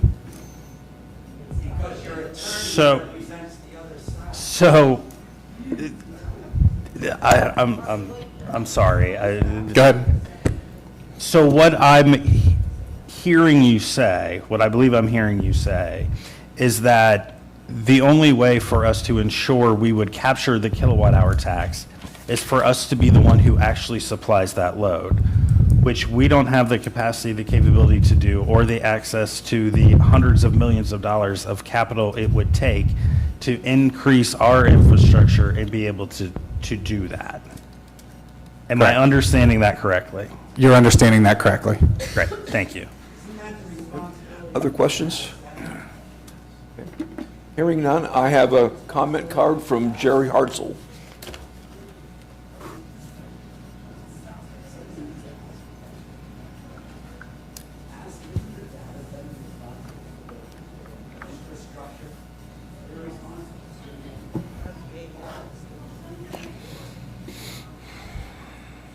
Hi. Hello. Me again. Could you pull the mic a little closer? That's the way. Thank you. Sure. Okay. So there's been a lot said, and I don't want to repeat. So on the franchise fee, I would say that perhaps the first thing we ought to do is maybe come up with another attorney to negotiate. Here's the reasoning, and if I could use a little analogy. If you're getting a divorce and you have two people and neither one of them has any assets to speak of, yeah, go ahead, save some money, use the same attorney. But if you have two people, one is worth billions of dollars and the other is in debt, why on earth would you think having the same attorney would be a good idea, especially if the person worth billions of dollars is being nice and going to pay for the other person's attorney? It just doesn't make sense. There's no way that that's going to ever end up where both sides are going to come away feeling like that was a fair deal. So shortening the term, 40 years is a long time. Technology changes, and so does all of the costs and things to keep up all of these lines and all of this equipment and things that are being installed. It would seem to me shortening the term, maybe a shorter term at first with the option to renew if it's still a great deal. If what we've got is what is great, then great, renew it. Otherwise, renegotiate. But have a shorter term, and then the franchise fee itself, I think, is a little low. It seems to me that when you were only going to get, and I say only, I know that it's a significant cost to move lines. But when you're going to get that and nothing for the next 40 years or 30 years now, no. So then, like in 5.2 seconds, it's like, oh, well, we'll add $1 million a year. I think that perhaps a new attorney helping us negotiate would be good, because it would be a fresh perspective and there wouldn't be any past, I don't know, relationships and you know, things that might bias that negotiation. I think we should probably ask for more, because, you know, it would seem if you can come up with $1 million a year, like in 5.2 seconds, perhaps we didn't ask for enough. You know, like when you start to get pushback, that's when you negotiate. You know, I want, for example, not saying that this is, But, you know, say you say 5 million, and they go, oh, we can't do that. Well, now you're at a place where you can negotiate. Now they're just throwing out. You know, now I don't know if there was negotiation that went on in the last 7 days or not, but my guess is perhaps there was. So that's the biggest thing for me. And then, of course, I think there should probably be another hearing, because I think there's going to be questions here, some of which were computations and the question of the streets and the, you know, I have a question about the ability to expand. I think that should not be the city shall allow that. I think that should be they have to request it. It shouldn't be just an automatic, yeah, we're going to do that for you.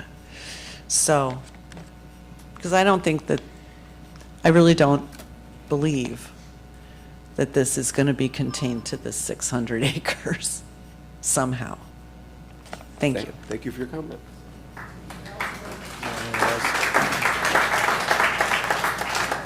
Can someone answer the question about expansion of the site?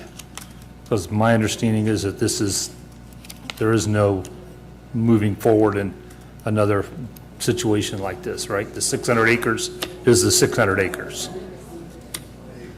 I'm happy to address. Sure. The service to the customer would be at a transmission level. The language was written such that if they needed to expand, it would really be a continuation of the same transmission level service. But there are no plans to expand. I do not have any plans to expand. So I think the language was written in such a way that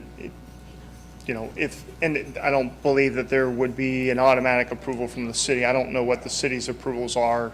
So it would have to come back to, and other agreements. just to go past the 600 acres, it would have to come back to the planning and zoning. Yeah. And go through the whole procedure again. It's not automatic. I'm not familiar with those city rules, but. So that needs to be something that needs to be looked at in the language. Chief. Other questions? Would you were nodding your head in agreement with that interpretation. Would you like to expound on that or have staff? I would have Chris take the lead on that.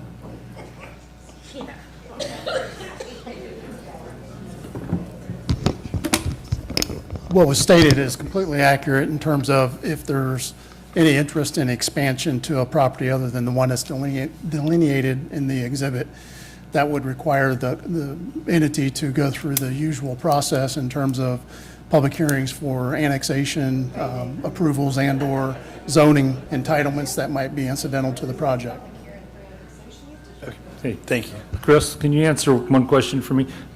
Is there any plans to go across the street where the old farmhouse is, or anything, any future?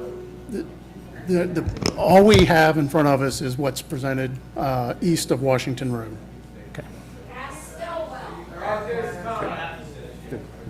Have we answered questions? I have a comment card for Alexander, is it Hessler or Hessler? Hessler? Hessler, yeah. Hessler?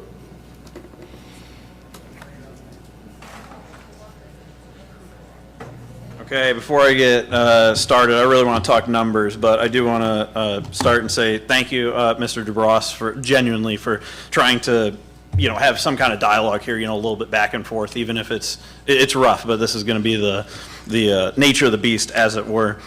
We're here. So, okay, utility revenue, what are we losing? I redid the numbers. Now, I'm no expert because I use AI just like everybody else. I don't cheat on my homework, but I do use it. And what I have is, if this was a Piqua customer, and I ran some weighted numbers, and I will give this to you guys afterwards. Again, might be a little bit off, but I've calculated this out to be, for the 30-year agreement, because that's what's on the table right now, it would be $22.5 billion that you would get. Now, that's not a real number, just to be clear with everybody. Like a larger customer like this, I mean, we're talking 1,400 megawatts. Like the city of Piqua is like, what, At peak, it's like between like 145 and 150 megawatts at any peak demand in like summer with air conditioners and all that stuff. Now, the more interesting part that this comes up to, because the agreement is just what did we give up? We gave up $22.5 billion. Maybe we could have negotiated that. But what is AES going to earn? This is what I want you to do. Guys, get a Claude account. Just do that. Do it. Just start talking. Inform yourself. Seriously, like genuinely. I'm not trying to berate you. Like just verify some of the stuff people are saying. There's public information out there. Okay, like of the big data centers that have been completed, AES, when this is done, it will be between $100 and $400 million that they will get in profit every year from doing this deal. They're going to spend between $1 and $4 billion on all the upgrades in the infrastructure to be able to do this.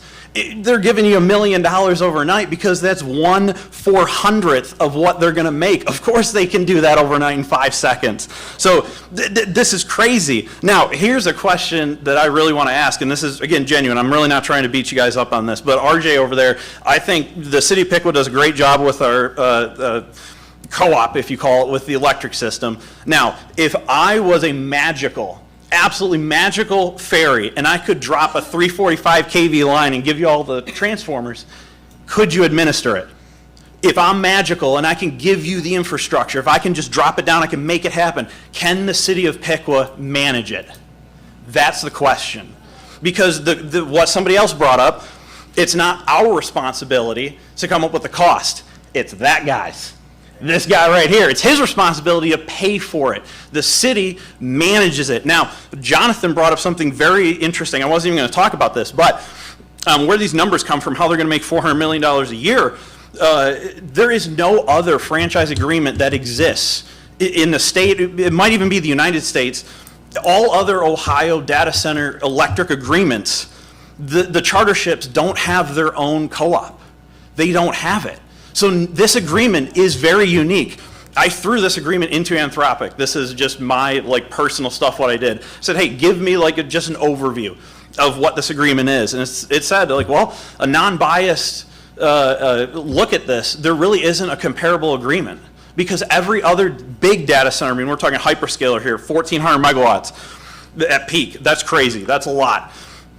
All of these other agreements, the municipalities have not had their co-op. This agreement does not exist out in the real world. This is very unique.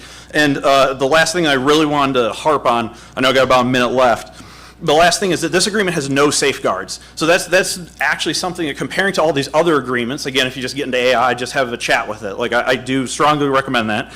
The other thing you'll notice in all these other agreements, because those agreements are dealing directly with AES, and so the government, because everybody's already under AES, there have been specific, not just transmission pinky promises that we're not going to raise your rates, it's actual demand charge increase caps. Again, if they're going to make $400 million on this deal, they should tell you what they're going to make on the deal. Data centers should pay for the infrastructure upgrades. You can decide if you still want to do this as a franchise, but you should at least have, whether it's revenue sharing, whether it's, as Jonathan said, for every dollar increase that goes up, or a cap on, I mean, I'm going to be selfish here, Piqua residents, but this is going to affect people outside the city. I mean, they could get screwed too. Just to put into perspective, in my last time here, by 2028, the data center will use 1.5 times the amount of power as the city. By the year 2030, 19.6x. By 2034, the data center will consume 35.2 times the amount of electricity every year. We will be bargained out of demand rates. I mean, we won't be able to afford air conditioners in the summer. So I'll give you guys all the stuff that I have, but that's what I want to say. Thank you.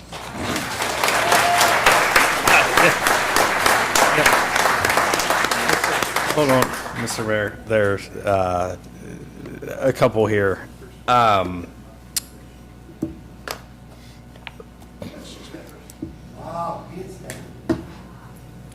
RJ, again, it is the first thing that I wrote down, so bear with me here. I'm trying to make him through here. Was the calculation which Mr. Hessler admitted may not be spot on. The $22.5 billion that we would be giving up it's my understanding based off of my previous question that that takes under the assumption that we could be the provider. Well, yeah, it takes that assumption. I'm not sure what rate or tariff he's using to make that calculation. I assume it's one that we have existing. To be clear, we have 4 tariffs: residential, commercial, industrial, and a transmission access service rate. This data center customer would be served under none of those. It doesn't apply in any way, shape, or form to this type of load. So I don't know where that number comes from, but it's certainly not the number. And a couple other things, Mr. DeBras, if I may. Please. Can the city of Piqua manage 345 kilovolt equipment? The unequivocal answer is no. Our equipment is not rated for it. Our gloves are not rated for it. Our employees are not rated for it. We are unable to manage that type of infrastructure. We have 69 kilovolt transmission in the city that we contract with AMP-T to work on, but even that is above our rating, the rating of our equipment. So the answer to that is no, and then again, the city peaks at about 66 megawatts. I'm going to jump ahead here since you're in the chair. I believe one of the questions was, there were 2 questions specific to the deal. One was, are there any deals that are comparable to this, which you may not be the best one to answer this, so we'll put a pin in that one. And then the last question that I had in that line was the safeguards, there being no safeguards in this. Will you elaborate on that? Because I believe there may be some. Yep, so I'm not sure what safeguards he may be referring to. From my perspective as the power system director, the agreement is the safeguard, meaning we are not taking on the risk of stranded transmission and capacity costs and being the retail provider of this extremely large load. The safeguard is the agreement. I'm not sure what other safeguards he was referring to, and I may not be the best person as not a lawyer, but I don't know how to answer it beyond. Nope, that is helpful. And the next, I believe, 2 questions are for, it's Rob, right? If you wouldn't mind.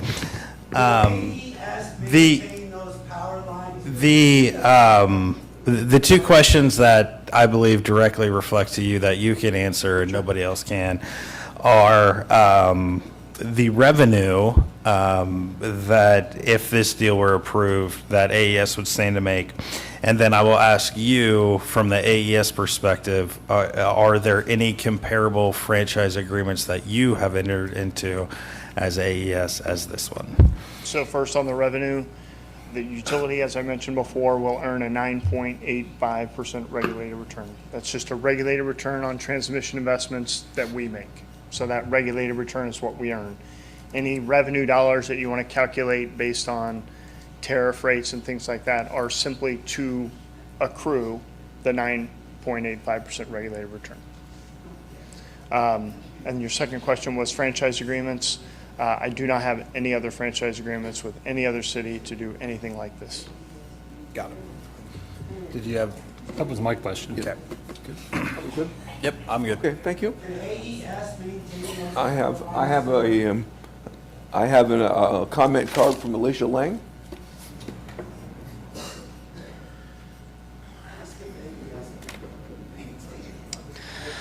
Hello. There are so many things that one could say standing here to all of you. A lot of people feel it doesn't matter what they say to you because you're not going to hear it anyways. I do appreciate the dialogue, Frank. Rick also. That's new. I'm not sure how to take that. But it's better than the stone wall that you have been. RJ, also appreciate the dialogue. Now, there's some people that snicker at RJ. I like RJ, so. I like you too, Greg. Yep, I like Greg too. And you know, Greg and I actually bonded because of free speech. We actually sued you all in the federal court for our free speech. And I do believe that you have not honored the agreement,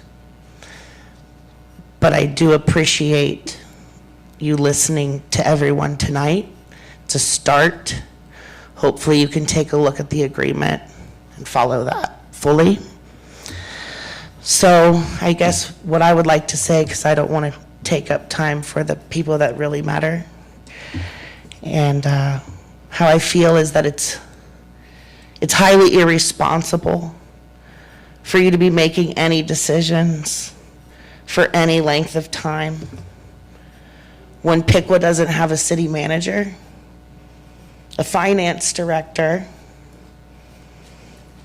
and the mayor, vice mayor, and Ward 3 commissioners.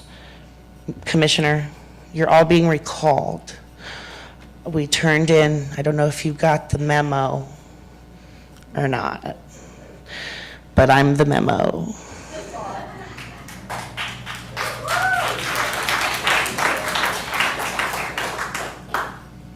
So the memo says at 10:31 a.m., citizens were able to gather more than 6,000 signatures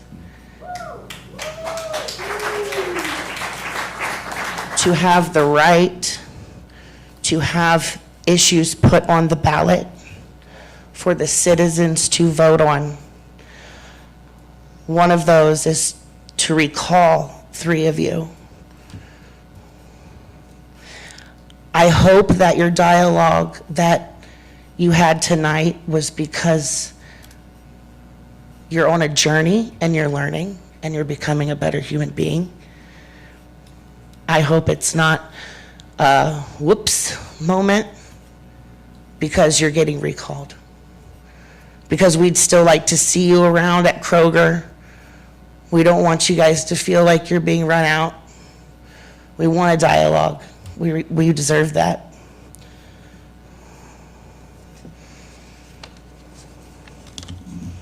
Stu said it earlier. You're not having this hearing because you want to. It's because it's part of law. So maybe if you change your mind when you're hearing the words that come from the people in this microphone, maybe you could listen a little differently. And not because you have to do it, but because you want to and because you love this community. Because the people here don't approve this, and you know it. Let's stop talking numbers. Throw that shit in the trash.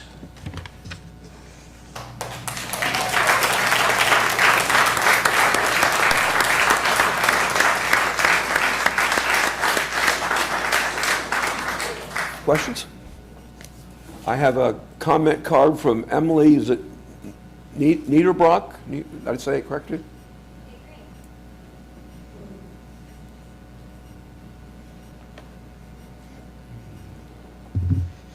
Okay, I'm kind of short. I think you can hear me. Good evening. Good evening. All right, so what concerns me the most? I've been to a lot of these meetings. I've watched a lot live. My big concerns, why are you not hearing our voices? Why did you hide this glorious project for so long? What are you doing with my water on Stillwell? Why didn't I get a chance to discuss this with you before we really got to this point? Why were our voices silenced by denying that 3rd reading? Truly, we all worry about the nuisance and disruption as a natural way of life. You have no way of knowing the long-term effect that this type of center is going to do to our environment.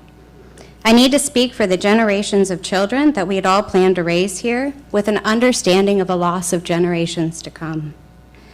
What is this project? And what if this project doesn't work out like others from Meta?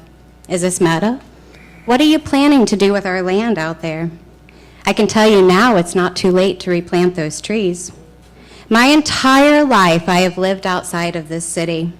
I've had a very unique perspective to reflect. I currently live on the farm that I was raised. My dad's greatest fear was Kmart. My greatest fear is a data center.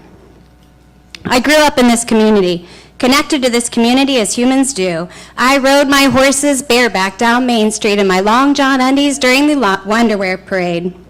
I won first place at the spelling bee after making my 10th candle, and I celebrated with those beautiful maple candies and corn on the cob.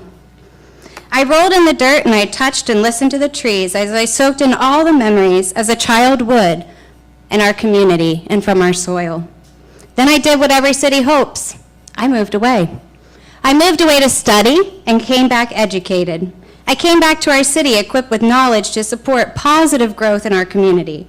And I stand in front of you tonight, a mental health professional for the children in our community. That's right. I serve the youngest members of our community, supporting simple self-regulation skills, humble skills, things like stop, listen, reflect, then respond. I absolutely have seen enough from all of you, except a few. And you know what? I'm a fantastic trainer, and I think you guys can learn a thing or two from me.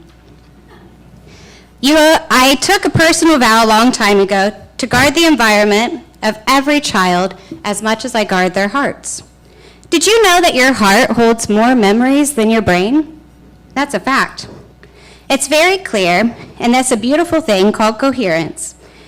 It's a clear concept, and it's very much so very familiar to me that it is not present on this side of the room, but very clearly felt from this side. I heard a young man speak the other night on mental health of our youth.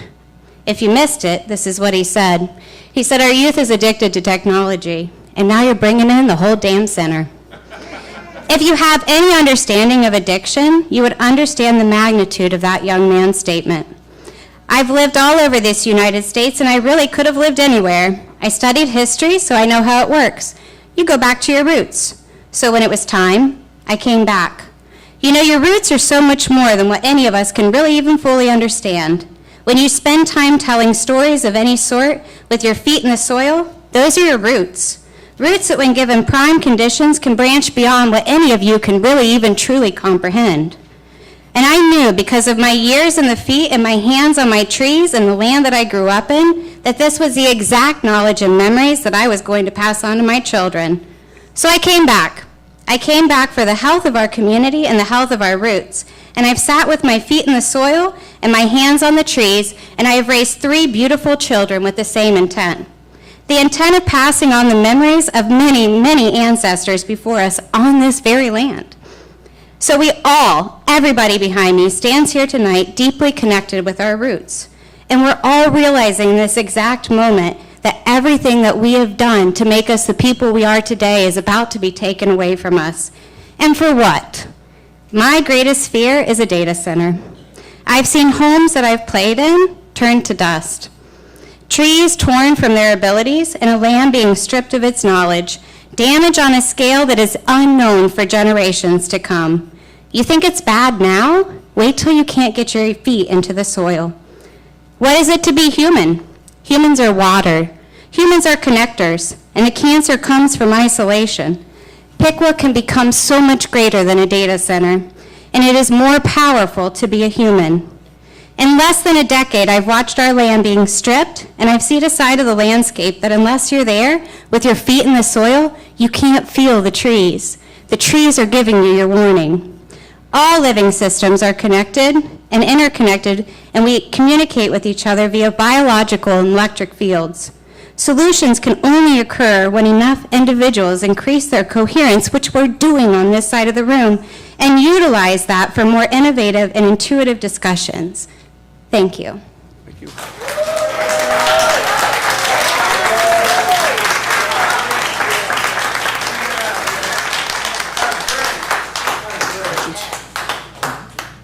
I have a comment card from Craig Mullenbrook.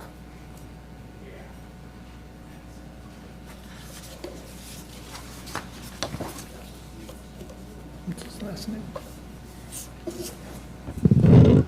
I'm Craig Mullenbrock, 10 Lake Ridge Drive. I have 4 questions. 2 of them have background to help you understand the questions. The background to question 1, March of this year, a public announcement was made that AES, a publicly traded company on the New York Stock Exchange, is to be acquired by EQT and Global Infrastructure Partners, taking all companies under this umbrella private. The expected close date is late this year.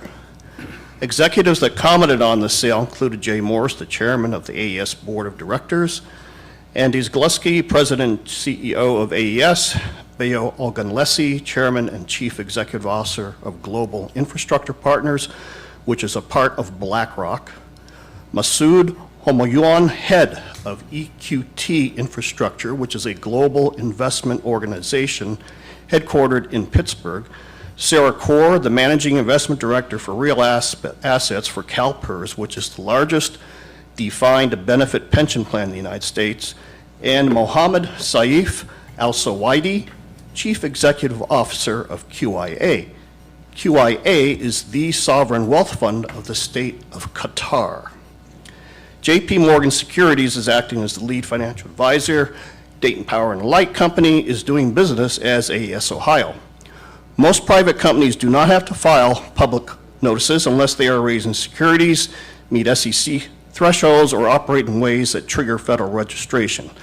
In those cases, they may need to file SEC forms like Form D or periodic reports. Outside of those situations, their reporting is internal or to specific parties, not to the general public.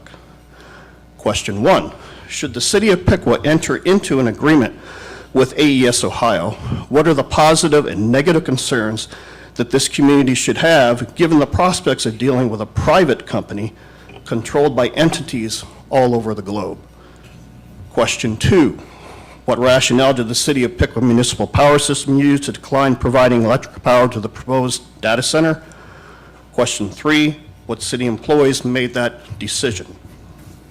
The background to question 4, which is referring to the ordinance number 0726, section 1, lines 4 through 18, should the customer seek to expand facility through the acquisition of contiguous property that also will be utilized for data center activities, the city shall, upon request by the customer or AES Ohio, approve that additional property to be served by AES Ohio under this agreement, which, if expanded, the original and expanded property would be considered part of the facility for purposes of this agreement.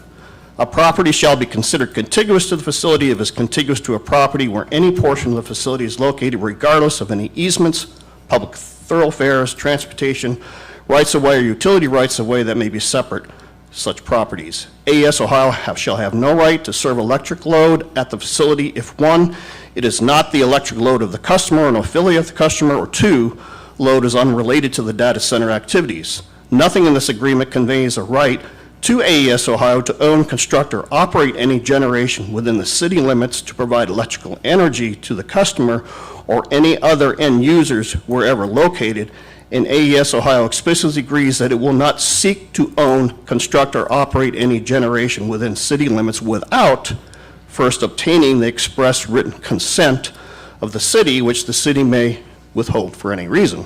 Question 4, based on the ordinance wording, it would seem that the data center is contemplating purchasing additional contiguous property for an expansion in the future. It also seems that the potential for on-site electrical generation system could become reality. City commissioners and/or city employees in control of this agreement, what are your comments to the public on this potential expansion of the proposed facility and the potential for a standalone electrical power plant? It would be appreciated if written answers and comments to the above 4 questions be provided for the public to read. Thank you.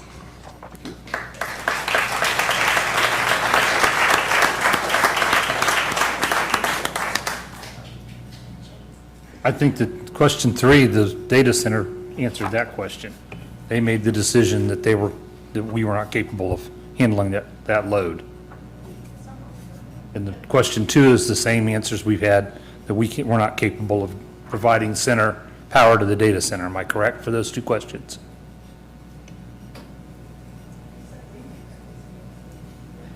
You know. I guess Jay, yep.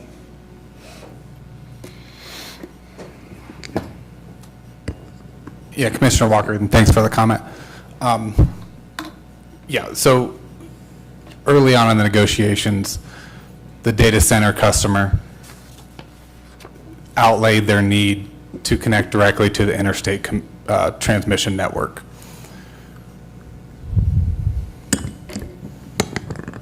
Okay.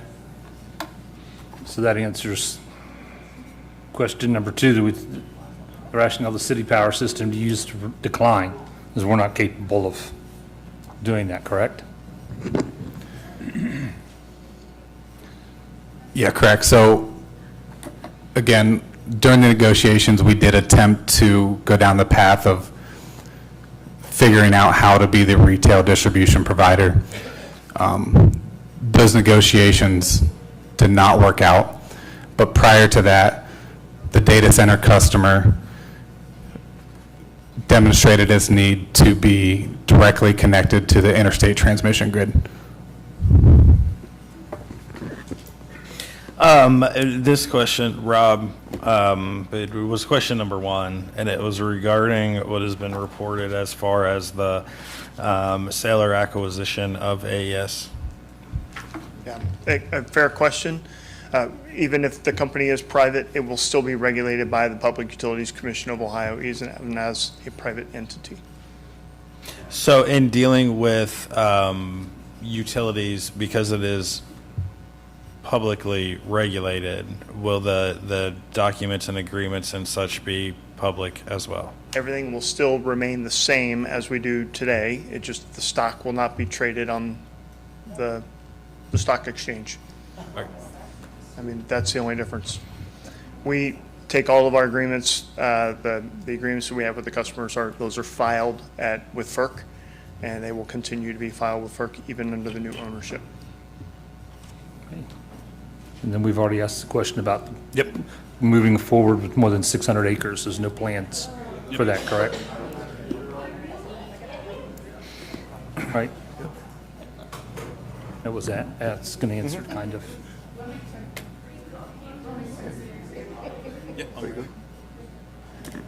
I have a comment card from Karen Wessel.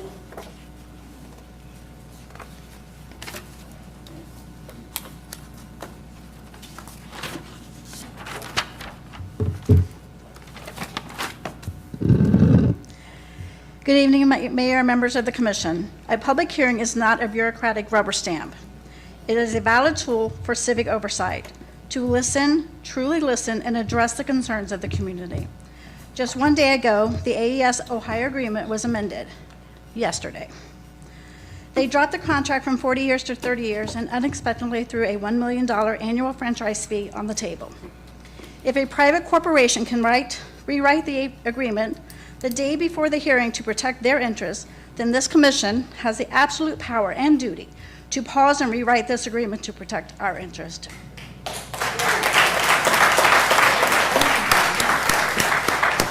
Your responsibility to the people who elected you lasts right up until every final roll call vote is cast.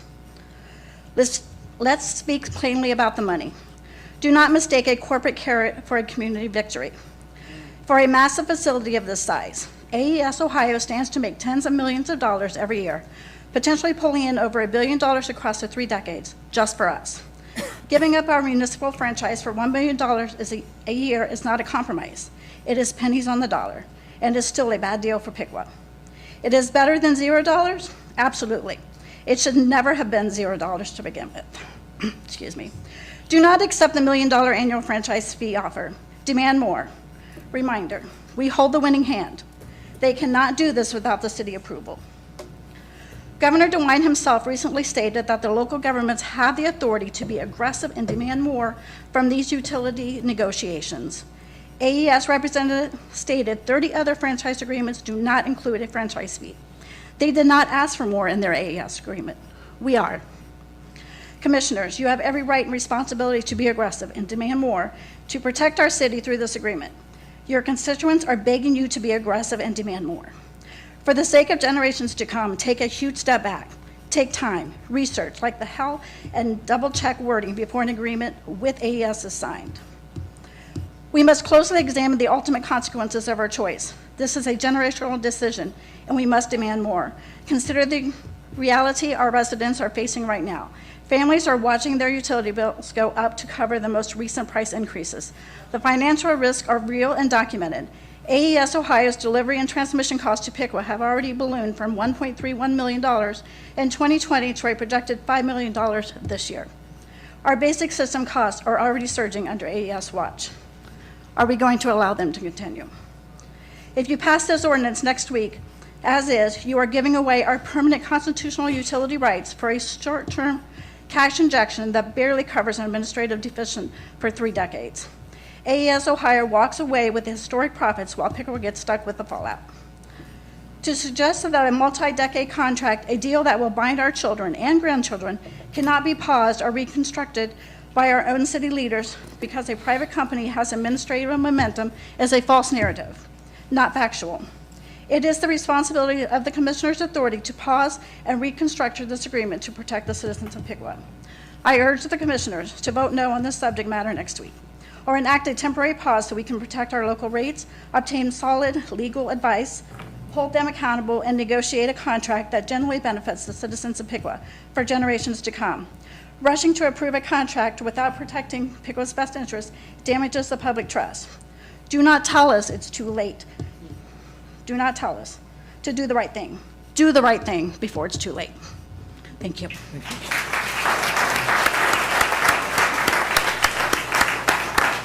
Questions?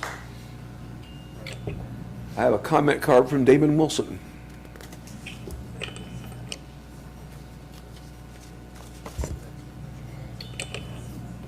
Good evening, gentlemen. Really happy to see everybody here. A lot of good stuff they're saying. So apparently yesterday, AES, ASE, which whoever they are, threw a little chicken feed at us.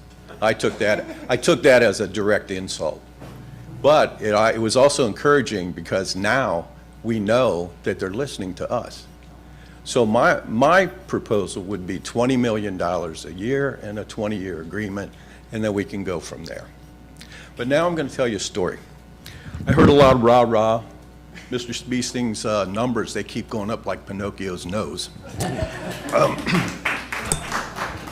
So, little town, Harvard, Illinois, 50 miles out the Metro Rail. It's the last stop on the Metro Rail. Little farm town, 8,000 people. It's known for its dairy festival because there's a lot of cows out there. It's right by Wisconsin. It's actually a mile from Wisconsin. So in 1995, a little company called Motorola decides that they're going to build a plant out there. The state of Illinois got all excited with their development people, much like our development people are very excited about this project. They had TIF agreements just like ours. They had state money, $20, $30 million. And Motorola said, we're going to build this campus, and it's beautiful. It's beautiful. It's 5 buildings, parking garages, excellent landscaping, because that's, something that I do. Anyways, they promised 5,000 jobs. They were going to have 5,000 jobs come in. And you know what? They did it. They actually did it. They started production of the cell phones there in 1996. And they started with 2,500 jobs, and within 2 years, there were 5,000 jobs there. Now, Harvard, by the way, at the time, 8,000 people lived in Harvard. That was it. Mostly farmers, little downtown cafe, nothing big. So then they're going along really nicely, 5,000 people working there. They're building cell phones as fast as they can. And in 2003, they shut it down. It lasted 5 years. Harvard's still paying the bills for the infrastructure that they were promised was going to be paid for by the developers. Never happened. They're still paying the bonds. The whole town is only 9,000 people now, so everybody that came to work, they left when the work left. So right now, you're hearing a bunch of rah-rah stuff from the development department. We've got the Chamber of Commerce lady there. This is going to be great for Piqua. There's a downside. There's no guarantees in this. It's a crapshoot. You're in a poker game like Mr. Wessel had mentioned a few meetings back. There are no guarantees in this. And what you're doing is you're putting the burden. You're gambling with our money, you're gambling with our future. And you should probably think about that, because every agreement that's come before you has been a real crap deal for us. And this one, you've got some gold in your hand. You can change the whole outcome. I can tell you the J5 people, we haven't heard them say ouch yet, because we haven't asked for any money. In $1 billion project, 20, 30, 40, $50 million. Now we're talking money. $1 million? It's an insult. So don't do it. Start at 20 and 20 years and see where we go. Thank you.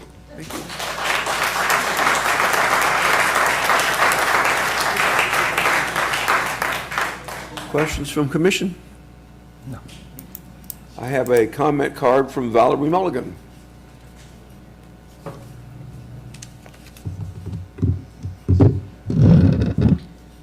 I don't even know where to begin. I wasn't going to come tonight because at least four of you have made up your mind what you're going to do. You got an economic development director who's signing contracts and NDAs and things far ahead before you guys even knew what was going on. By the way, I knew about a data center because they were surveying a friend of mine's field. How in the world did our commission not know? Don't know, but I knew about it. And I also know that if AES comes into Piqua, and the city of Piqua needs to upgrade their electric, that AES will end up with first right of refusal. Are you guys prepared for that? Are you prepared to lose our municipal utility company? Our city utility. Are you prepared to lose that? Are you prepared for the backlash that's going to come from all of our neighbors who are currently on AES that are going to be paying higher rates for this monster company to come here? Do you want to answer to those people and let them know how selfish Piqua is? Because that's what's happening. It's not okay, guys. It's not okay. I listened to Emily, and I literally sat there and cried. Earlier today, I had the pleasure of engaging 18 young entrepreneurs, veterans, and I was given 5 questions to answer for that engagement. And one of those questions stands out to me tonight, and I want to share with you that question. How do you build trust and confidence before you have a track record?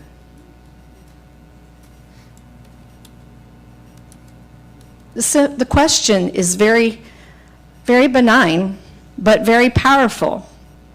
Simon Sinek says that leadership is not about being in charge. It's about taking care of those you are in charge of. You work for us. You are in charge of what happens with all of us. I, like Emily, live out in Washington Township. This data center is coming whether we like it or not because we were already sold out. It's going to bring us some jobs. I mean, it's really not going to bring us that many jobs, and the teams that are coming to build the data center aren't going to be in the city of Piqua, guys, because we don't have extended stay hotel and lodging. So guess who's going to make the money? Not Piqua. But you know what? We owe it to our neighbors who are on AES for them to make a little bit of money off of this, because they're going to pay that price. And I'm one of those people, by the way, because I'm on a co-op that AES supports. And I'm going to tell you the reliability of my utilities is terrible, terrible. So how do you build trust and confidence before you have a track record? You have to answer the question, why? Why did you all choose to sit there and serve our community in the capacity as a city commissioner? What's your reason that you wanted to do the civic duty of representing the people in each of your wards? Look at your neighbors. Look at your mothers, your brothers, your sisters, your fathers. By the way, guys, my son and daughter-in-law lived in Candlewood. You heard that past tense, right? As soon as the data center was a done deal, my son and daughter-in-law sold their home and took my 2 granddaughters, and they will not be back to Piqua, Ohio. That's Piqua's future. My granddaughters are Piqua's future, and your decision stole that from me and from them. I get to see them once a week if I'm lucky. And we don't even know where they're going to live. They sold their house in 24 hours because they sold it so cheap, because they knew that they couldn't get a fair market value for their property. Unbelievable. I have another daughter and son-in-law that are in the military that are supposed to be retiring and considered coming home. They're no longer coming home. That's 2 more grandchildren, a daughter and a son-in-law, that will not be coming home to live in Piqua. That's not okay. It's not okay. And most of you on this commission won't be here in 40 years. Some of you won't be here in 30. And God forbid, most of us in this room may not be here either. But the reality is, what you choose to do tonight, what you choose to do going forward, and what you choose to do in allowing these big corporate businesses to come into our little town and disrupt our culture is what our future children, grandchildren, great-grandchildren are going to live with. Thank you.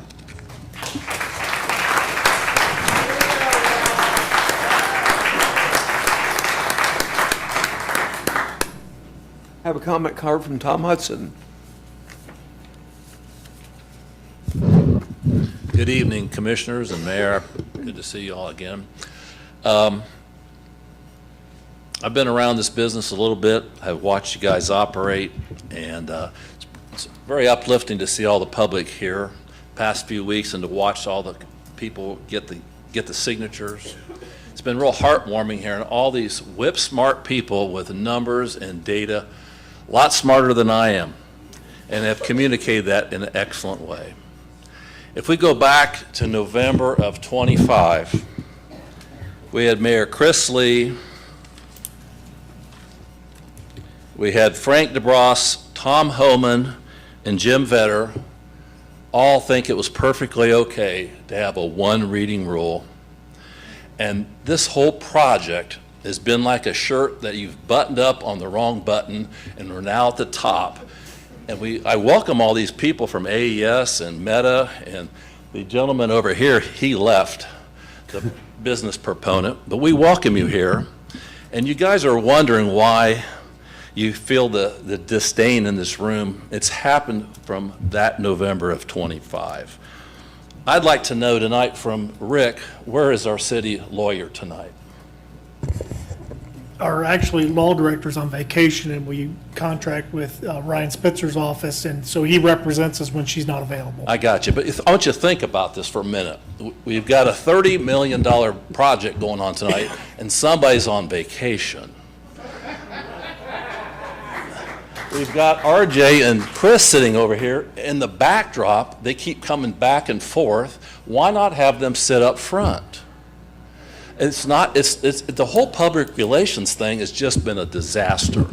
But the fact that we let 4 people decide this a year plus ago, and tonight we're asking you guys to put this on the back burner. And I want you to think about this for a minute. Mark Zuckerberg is worth north of $200 billion. And the city of Piqua, think what we're worth and what they're asking for us. Let them pay for the entire project. That's an easy decision. You know, we need Donald Trump in here to negotiate with you guys because you guys are sitting there like diaper Biden. I mean, it's embarrassing. There's no way that you're giving away this much money with Meta worth $200 billion and listening to all these citizens with heartfelt stories. You're really not listening to the people. You ask them why, and they go, oh, well, that's just the way it is. It just doesn't sit in the craw. I'm just disappointed in so many areas, but I'm so proud of all the people that have supported this event, have signed to recall you gentlemen, and hopefully you'll be unemployed by the end of the year or resign, because that's what you need to do.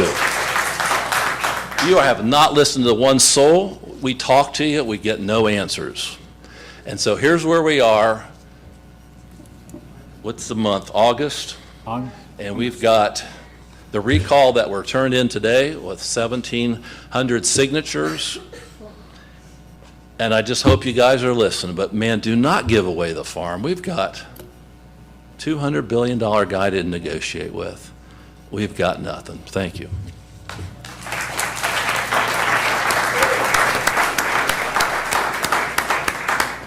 Questions? I have a comment card from Kim Heisler.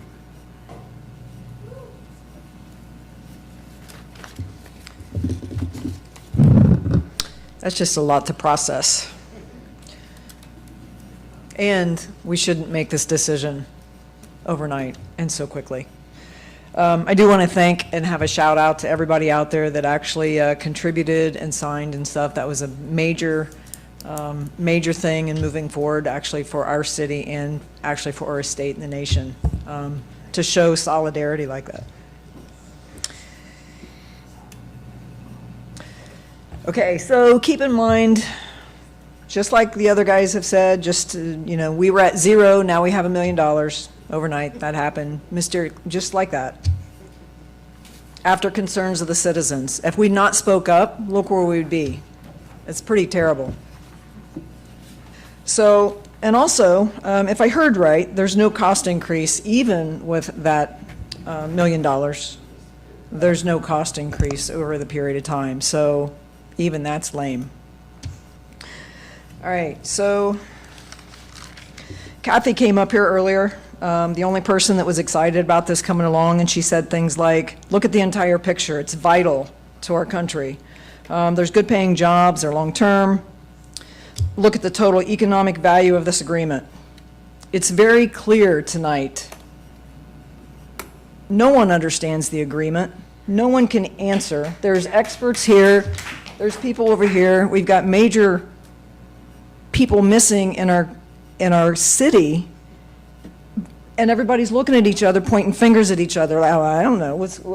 You want to talk? Maybe you can.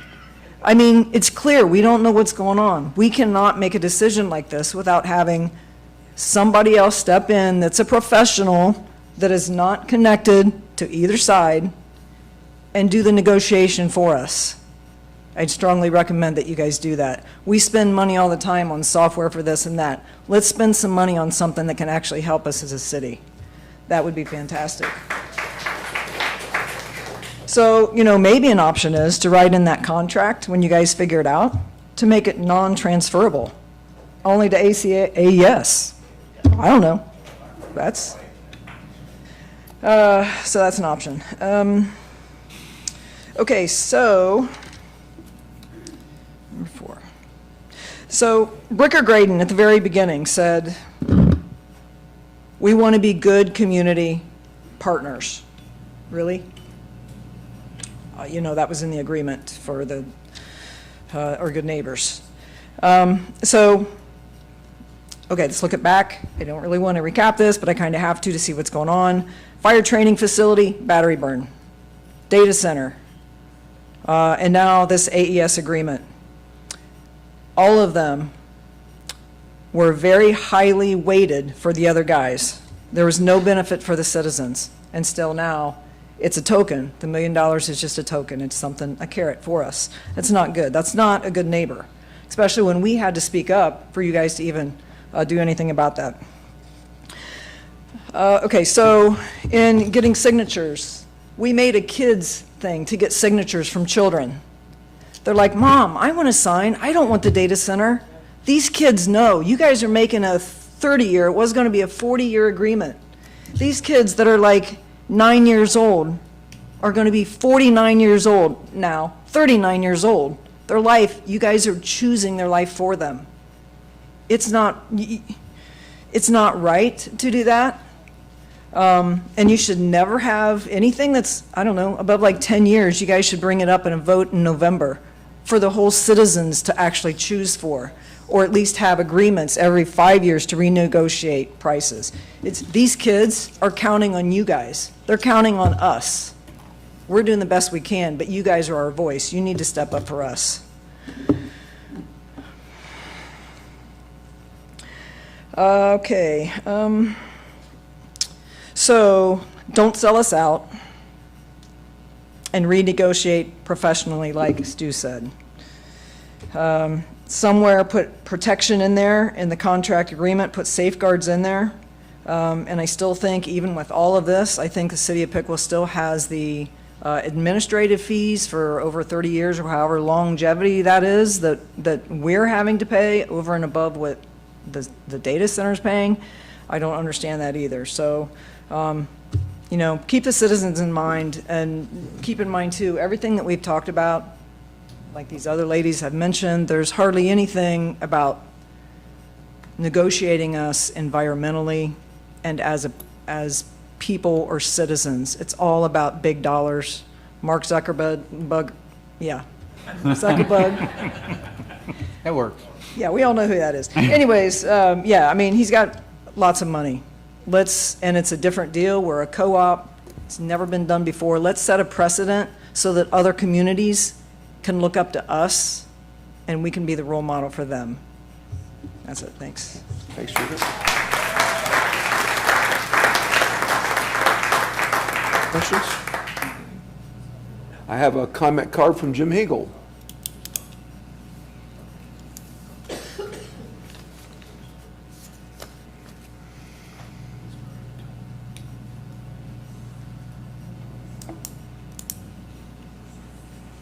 Good evening. I'm Jim Higgle. Over 30 years ago, I was at a meeting where it was stated that the largest single-site user of electricity in DP&L's service area was not any of the General Motors plants. It was not Inland. It was not Moraine Assembly. It was not Delco. The largest single user of electricity at that time was Cargill's corn milling operation on Needmore Road. Now, General Motors, with all their plants, might have exceeded that, but the biggest single user of electricity on one site was Cargill corn milling. Guess what's happening? They're closing. In a year and a half to 2 years, that's going to be shut down. Most of the General Motors plants are not there anymore. So you have DP&L, which goes by AES now. They're being sold for $33.4 billion to a consortium led by BlackRock. BlackRock manages over $11 trillion in assets. So, this agreement should benefit the citizens of Piqua.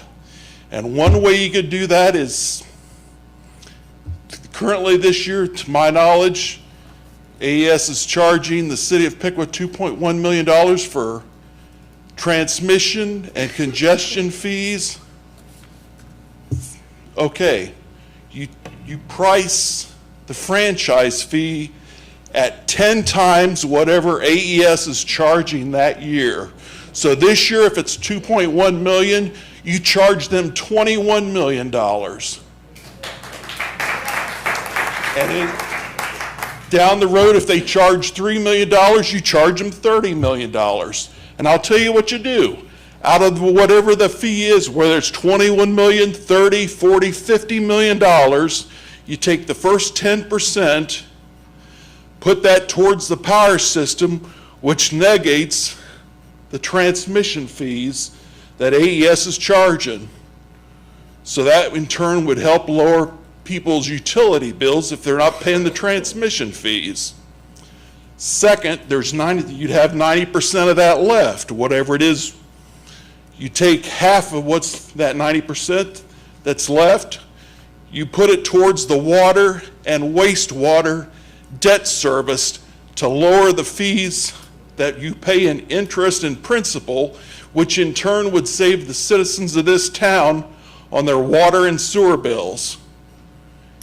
And the last 45% of that fee you could put into the city for capital improvement projects, parks, fire stations, streets, whatever you need, wherever you need the money. But in doing something like that, you would drastically drop the debt that the city has for all of their improvements over the last few years. That all saves the citizens money. As far as the site, it's now 600 acres. Originally, it was supposed to be a little over 300 acres. The impression at that time was that it was going to be a mix of high-tech manufacturing and possibly a data center. Manufacturing could have brought thousands of permanent high-paying jobs to this town. Instead, now it's 600 acres of data center. To the east of this site is a 16-inch gas transmission line with 450 pounds of pressure on it that goes clear up to the launch station and the regulator station at Hem Road and Drake Road and Gordon Street. From west of that, it's still 450 pounds of pressure. It's a 12-inch main. But at 1,400 megawatts, I don't know if that could necessarily supply the backup power that would be required for this site. As it stands, we don't know how much would be required for the backup power. And one of the things I'm concerned about is this is always being referred to as a $1 billion project. Well, in light of what it is now, I would say that you're probably looking at somewhere between 10 and 20 billion dollars, because the backup power alone is going to cost over $1 billion. The gas oil-fired turbine on the south side of Piqua, south of the power plant, was built in the early 70s. At that time, it was rated at 20 megawatts. It burns 30 gallons of fuel per minute when it's operating. To service a 1,400 megawatt load would take 70 of those turbines to power 1,400 megawatts. Davis-Besse nuclear power plant up east of Toledo is an 894 megawatt station. It would take 1.57 Davis-Besse plants to power a 1,400 megawatt load. So I have no doubts that the city cannot supply that. It doesn't mean the city can't make money on the franchise. That's why I say whatever the AES is going to charge us for power, you charge them 10 times that much. That way it fluctuates. And another thing is if AES tries to get cute and say, okay, we'll wipe out your transmission fee, you put a floor in it, a floor on that franchise fee. Make it $1 million a month if they do not charge us, the city, for transmission. But make it according to what they're charging. If they want to jack our rates up, you jack up the franchise fee. One couple other things. Jim, your time's up. Okay. I was a township trustee for 24 years. I'm going to tell you, in 24 years, we had one executive session. It lasted all of 10 minutes.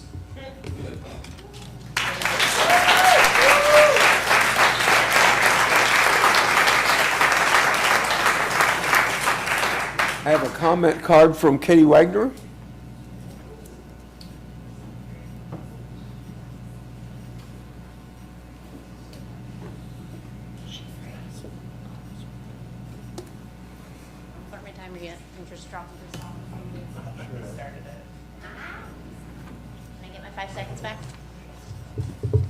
No? All right. Well, first, somebody handed me some notes to read first, and I just want to make sure I get that in before I start reading. She submitted for a request from Chris asking if there was an assessment that was done because there's a bald eagle that lives 0.8 of a mile from the data center, and it feeds at the Great Miami River that's 0.2 of the mile from the data center, and there's still been nothing sent back to her, and that was sent on August 2nd. Okay. All right. My next question is, I forgot to look, I don't know if anybody else did, when we were sworn in, were they too? Were they sworn in too? Yes. They had their hand up? Okay, good. All right. So I know there's like a lot of specifics, and I kind of leave that stuff up to you guys. I'm just here because as a candidate, there was a vote on November 3rd, and it was passed with an emergency. All this other nitpicking means nothing when everybody else is here and they are saying they don't want it. They don't want it. Nothing else should matter. So I'm just curious if there was ever a answer to what the emergency was. Why was there an emergency vote? I'll leave that to you for later. Okay, so I'm kind of with Kim Heisner. I kind of have to go based on a timeline. So November 3rd, there was an emergency vote. This summer, Oberdorfer leaves. We celebrate. We think the pressure's working. He then comes to my town, the Troy Chamber of Commerce, okay? He is now the CEO for the Troy Chamber of Commerce. President. He is CEO of Troy Development Council, and he's also serving on 2 other boards now, the Community Improvement Corporation and the Economic Development Revolving Loan Fund Committee. Now, then Val and I, we go to the PUCO meeting in Dayton. The Chamber of Commerce is there again, testifying in support. Okay? I also find out that BlackRock is going to be purchasing AES by the end of the year. J5, Piqua, AES franchise, BlackRock purchasing. And now we're here, the Piqua Chamber of Commerce is now talking in support. And the data center consultant that left was also at one time associated with the Ohio Chamber of Commerce. I'm just saying. I'm just throwing that out there for people. Okay?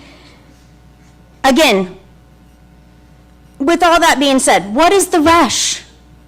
What is the rush when we know that BlackRock is swooping in to purchase AES? What's the rush? And now here we are, and they're trying to make it sound great, like, oh, here are these positives, we're coming in, we're going to save schools. Guys, I'm talking back here too. There's a fair school funding plan, okay? Your school is not being funded correctly because the state legislature is not funding your school correctly. There's a fair school funding plan. It is a bipartisan plan. It was from Republicans and Democrats. It was to ensure that people like your school, like Piqua, was funded and the kids had the same education level as those in New Albany, which is where Les Wexner is, which is also why we're here, and Oakwood. We don't need them to come to our rescue. We need the state to put our state money, to our tax money, where it needs to be, which is in our public schools and our public services. Ohio is the most over-levied state, and it's because the state legislature is constantly taking money and putting it to the Cleveland Browns Stadium instead of our public schools. And then here we are, these rich people come swooping in like, oh, we'll save you, and this is what we're going to do for you. We don't need them. We just need elected representatives that put the money where it needs to go after they tax us out of our behinds, okay? All right, sorry. But if I had to, so there's no specific questions. I hear they don't want it. That is what you are supposed to be doing. But if I had to ask one question, like just what was the emergency? Kill the deal by killing the power. Safeguards. What if they abandon the project altogether? What's going to happen? Put that in there somewhere. What if they abandon the entire project? If you can't stand up to power, then you shouldn't be in power. If an elected official isn't standing with the residents they represent, standing shoulder to shoulder, fighting with them and for them, if you aren't, then you are standing against them. Educate, advocate, and elevate their voices. Stop the deal by cutting the power. The people you represent say, stop it, pause it, kill it. What the hell was the emergency? That's my only question.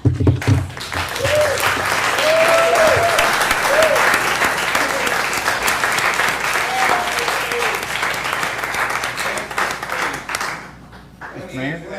Yeah, I do have a question. Mr. Mayor, may I have the floor? Okay. She asked a legitimate question. Mr. Mayor, what was the emergency? You were there and you voted for it. And I don't remember it. Don't remember.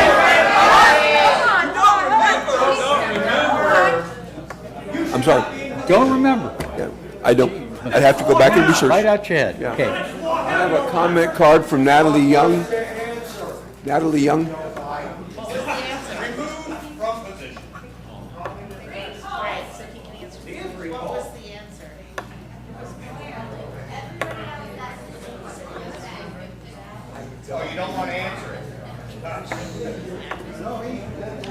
Good evening. Governor DeWine has already given you a directive, as mentioned earlier, for negotiating with data centers. Be aggressive. The deal is in your hands. Don't just take what they give you. That's what AES is offering you tonight, their first offer. I am asking you to reject or defer this franchise agreement as presently written. I'm not asking you to oppose this project. I am asking you to recognize that we can still negotiate. Once you vote yes, that leverage disappears.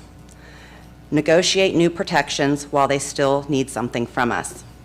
Look at what Piqua has already brought to the table, long before J5 arrived. CRA, TIF structure, opportunity zone designation, utility capacity, and years of groundwork and networking. But good economic development isn't simply attracting investment. It is capturing sufficient value for the community. Other communities have gone first. We should learn from them. Festus, Missouri negotiated $45 million in direct community benefit payments, plus public safety investments.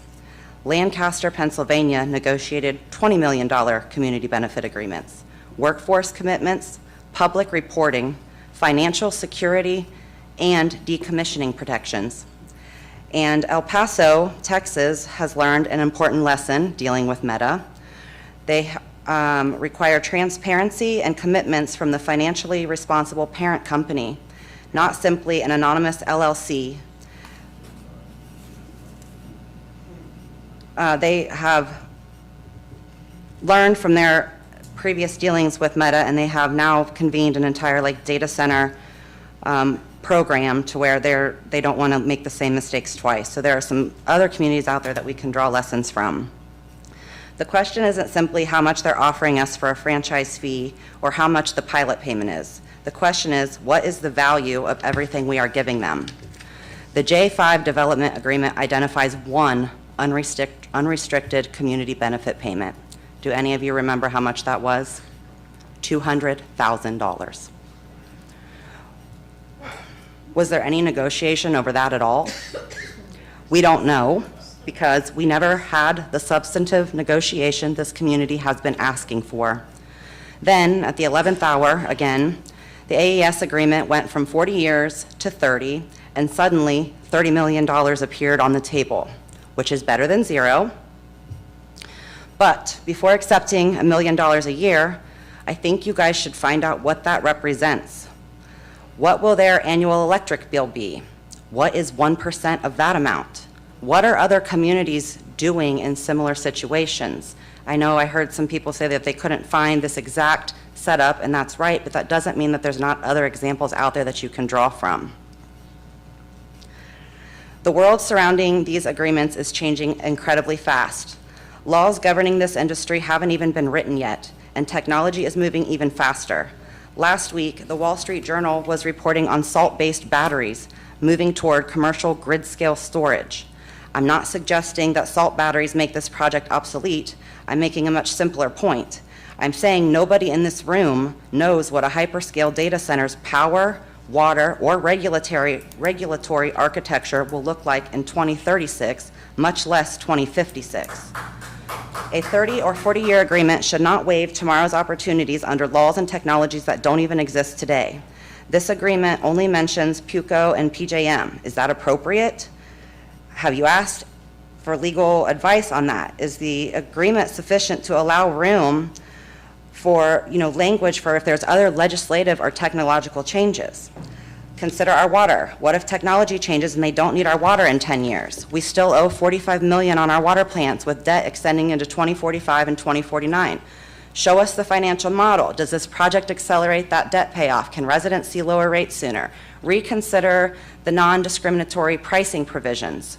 Future expansions should create additional economic value for Piqua, not automatically inherit today's deal. These agreements repeatedly contemplate future good faith discussions, but we still haven't had one substantive good faith negotiation about many of the issues this community has raised since November, and you've heard over tonight.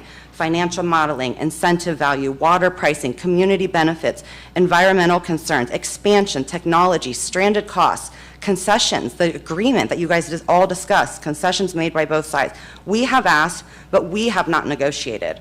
Article 1124 of the development agreement explicitly says this agreement may be amended, modified, supplemented, or canceled only by the mutual written consent of the city and the company. So tonight I would like to counteroffer. Show us the financial models. Know for you guys the value of what Piqua is giving up before accepting what they're offering. Where will these franchise, if you accept $1 million, where does that go? Does that go into the general fund? Does that go into the utility fund? Is it stuck in the utility fund once it gets there? I would argue the citizens help secure this offer. So dedicate that money to community benefit, not unrestricted revenue. Bring J5 and the financially responsible parent company to the table. Negotiate an enforceable community betterment agreement. We were told in November that this company wanted to be charitably inclined. Turn that intention into a contractual commitment. Reopen water and wastewater protections. Address pricing, minimum use, reserve capacity, stranded costs, and how adding this enormous customer actually lowers costs for residents. Explore community wealth, not community revenue.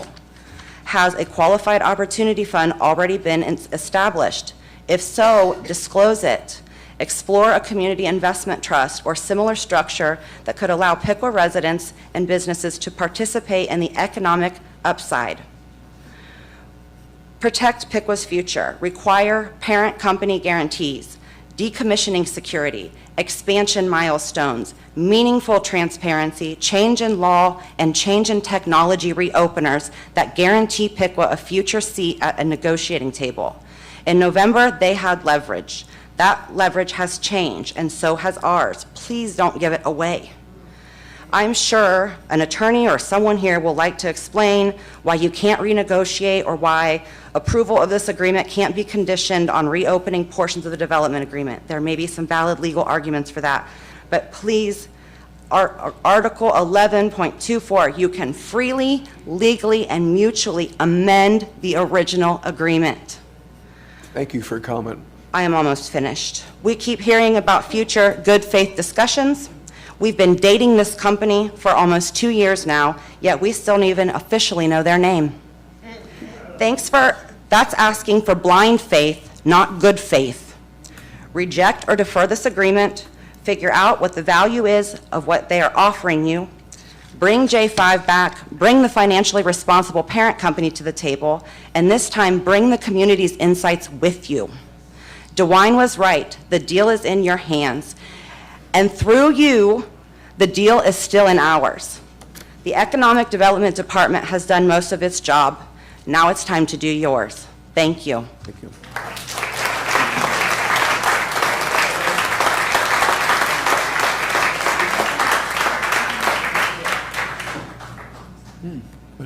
I have a comment card from Soleil Larkson.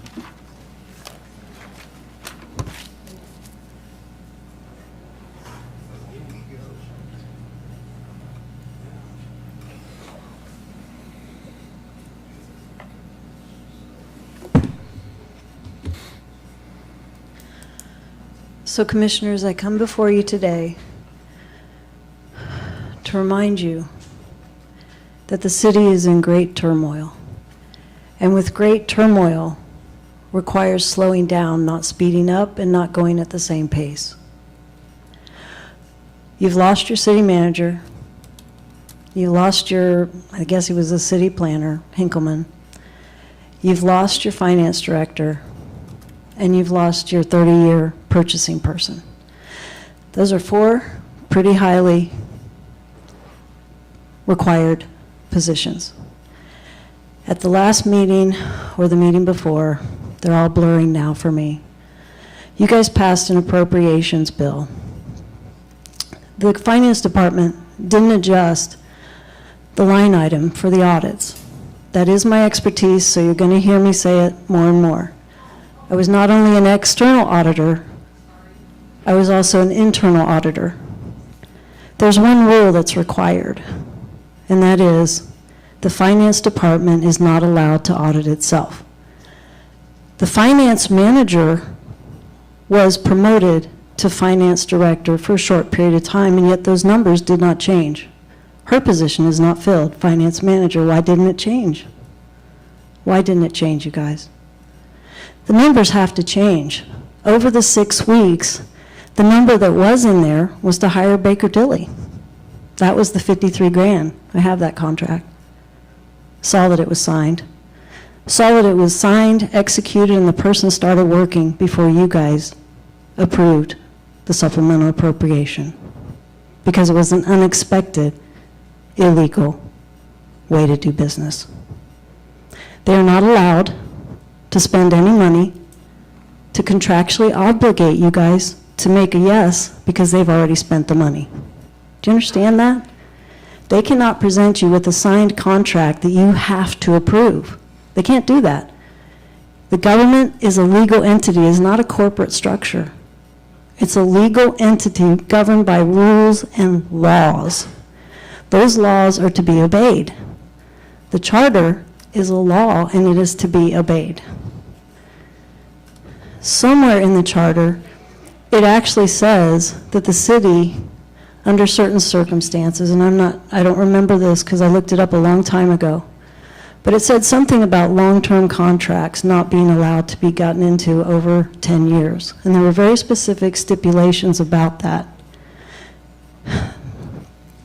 I don't remember exactly what that applied to. I would really like you guys to have a look at that. Because when Obendorfer signed the BGSU contract, it was 20 years, not 10. So that stipulation is in the charter for some contracts. I would like you guys to get really familiar with that.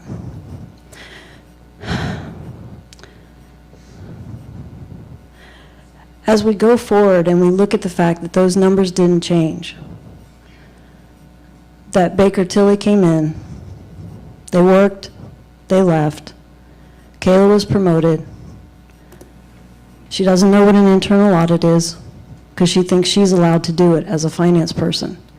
Rick Byron also doesn't know what an internal audit is because they have to have their own governing board. They can't report to the city manager. Has to have an independent board to report to. They can't work in finance. They can't audit their own they can't audit their own transactions. You guys approved that last week. That was wrong.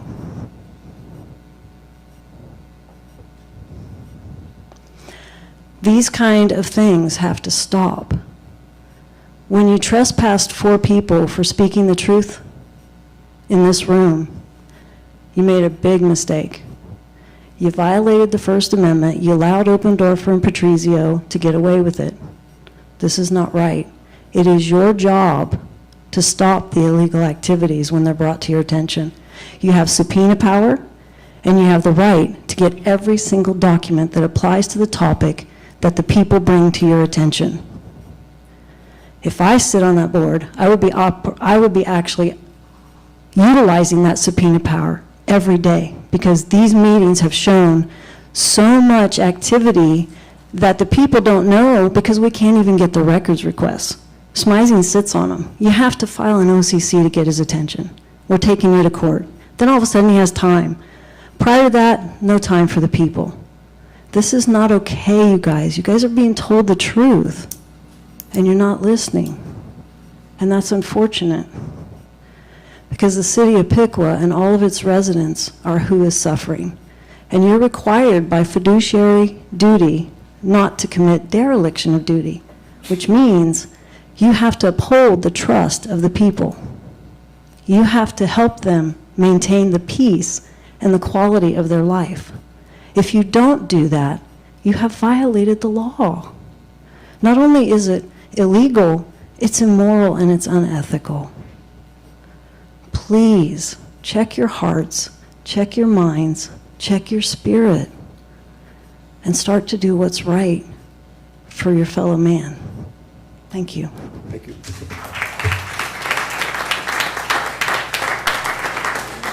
We will move to commissioners' comments. We'll start with Mr. Simmons.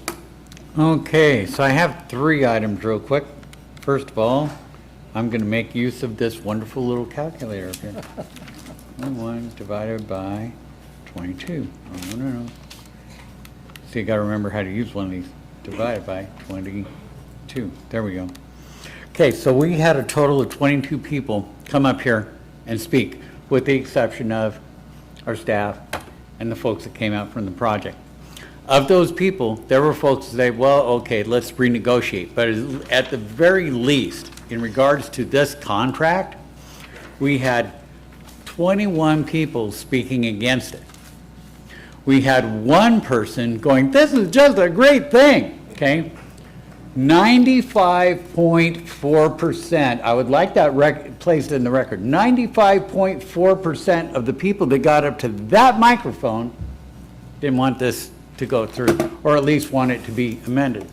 Secondly, Tom, I'm so glad that you mentioned Mr. Zuckerberg's name, because he controls Meta. I was actually looking up a couple of things. He controls Meta, and he's currently facing a PR nightmare after his super yacht refused to render aid to a vessel in distress, which is really cool if you're the guy with the super yacht.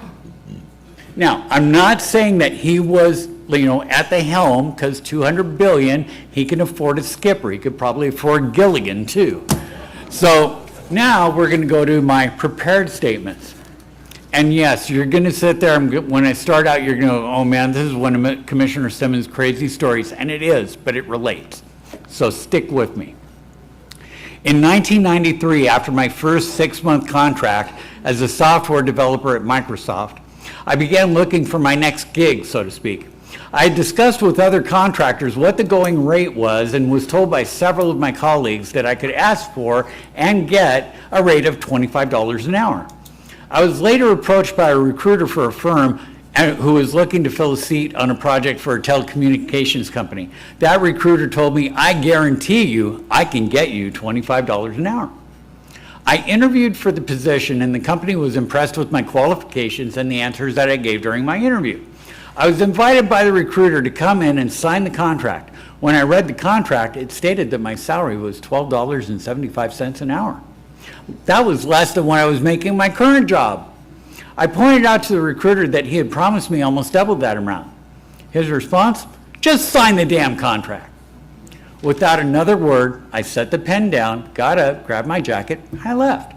Later that day, I got a call from that recruiter's partner in the business. He apologized for his partner, said that the man should never have made the promise that he did, and he said that if I came in and I signed the contract now, I could get $15 an hour. I told him thank you, but no, his partner's behavior was unethical, and I could not be a participant in such a venture. That guy called me back 3 times that week. Apparently, they hadn't mentioned my rejection to their client. First it was $18, then it was $20, and the last one was $27 an hour. I said no each time. The last time that guy said, but this is more than what you were asking for. I said, I know, but your partner acted unethically, and if I sign a contract to work for you, I'm telling the world that it's okay if he does that to the next guy or gal coming through the door. Okay, the following is my opinion. Can't get sued for your opinion. I don't know, maybe you can these days.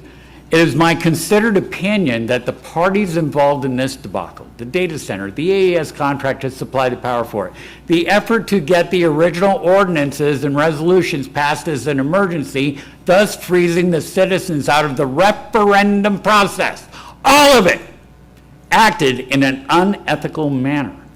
The more I find out, the more I'm convinced of this. Things like the fact that the transmission costs to Piqua citizens have gone up over 200% in the last 5 years. That $1 million that they want to give us is not their money, it's our money that we already gave them. That said, I don't really care if AES comes in and says that, hey, we'll do this for free, and we'll give each citizen of Piqua a dividend check like the Alaskans get for oil that's produced by their state. If I sign my name to an approval to do business with them, I am telling the world that it's okay for them to do that to the next city that they approach. Thank you.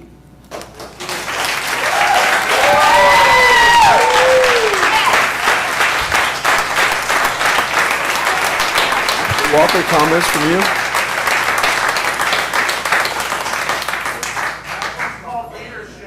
I want to thank everybody for coming in and bringing their comments. You have a lot of questions for city staff. Some will be relayed on to J5 and AES. So, but I would. Question, has anybody been near a data center? Yeah, that's right. Do you know what it's like? Do you personally know? Can you go visit one and come back and tell us what it's like? Maybe that's where we need to start. Go to Hilliard and check it out. You've been there. I have not been there, no. Yes. Yeah, here we go. Comments from Mr. Walker? Okay. Comments from Mr. DeBras? Thank you, Mr. Mayor. First off, I would like to start by thanking the city staff for putting this meeting together. When we agreed to this last week, realized that we were heading down uncharted territory. Since my time on the commission, we have not done a public hearing in this format. And with that, everyone had thoughts and opinions on where it should be located, the structure in which it should follow. And what we ended up with tonight was a coming together of all those various ideas. So thank you to being able to put that together. Obviously, there was a lot that was communicated back and forth from all entities involved. We've obviously seen, leading up to this hearing, that negotiations are still active, with the amended agreement being presented to us yesterday. So I look forward to continuing those negotiations and conversations as we move forward this, and thank everyone who not just stood at the podium and the microphone, but who actually showed up to be here to witness this in person. Mr. Wade?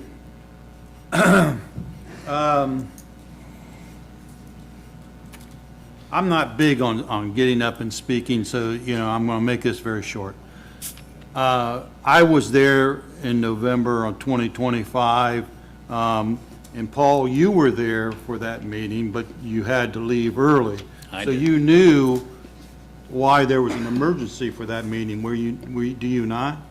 No, I don't know why there was an emergency Why for were that. you They there? passed- Why was they're the that ones that stuck emergency around and meeting passed it. started? Why was that emergency meeting that you showed up for?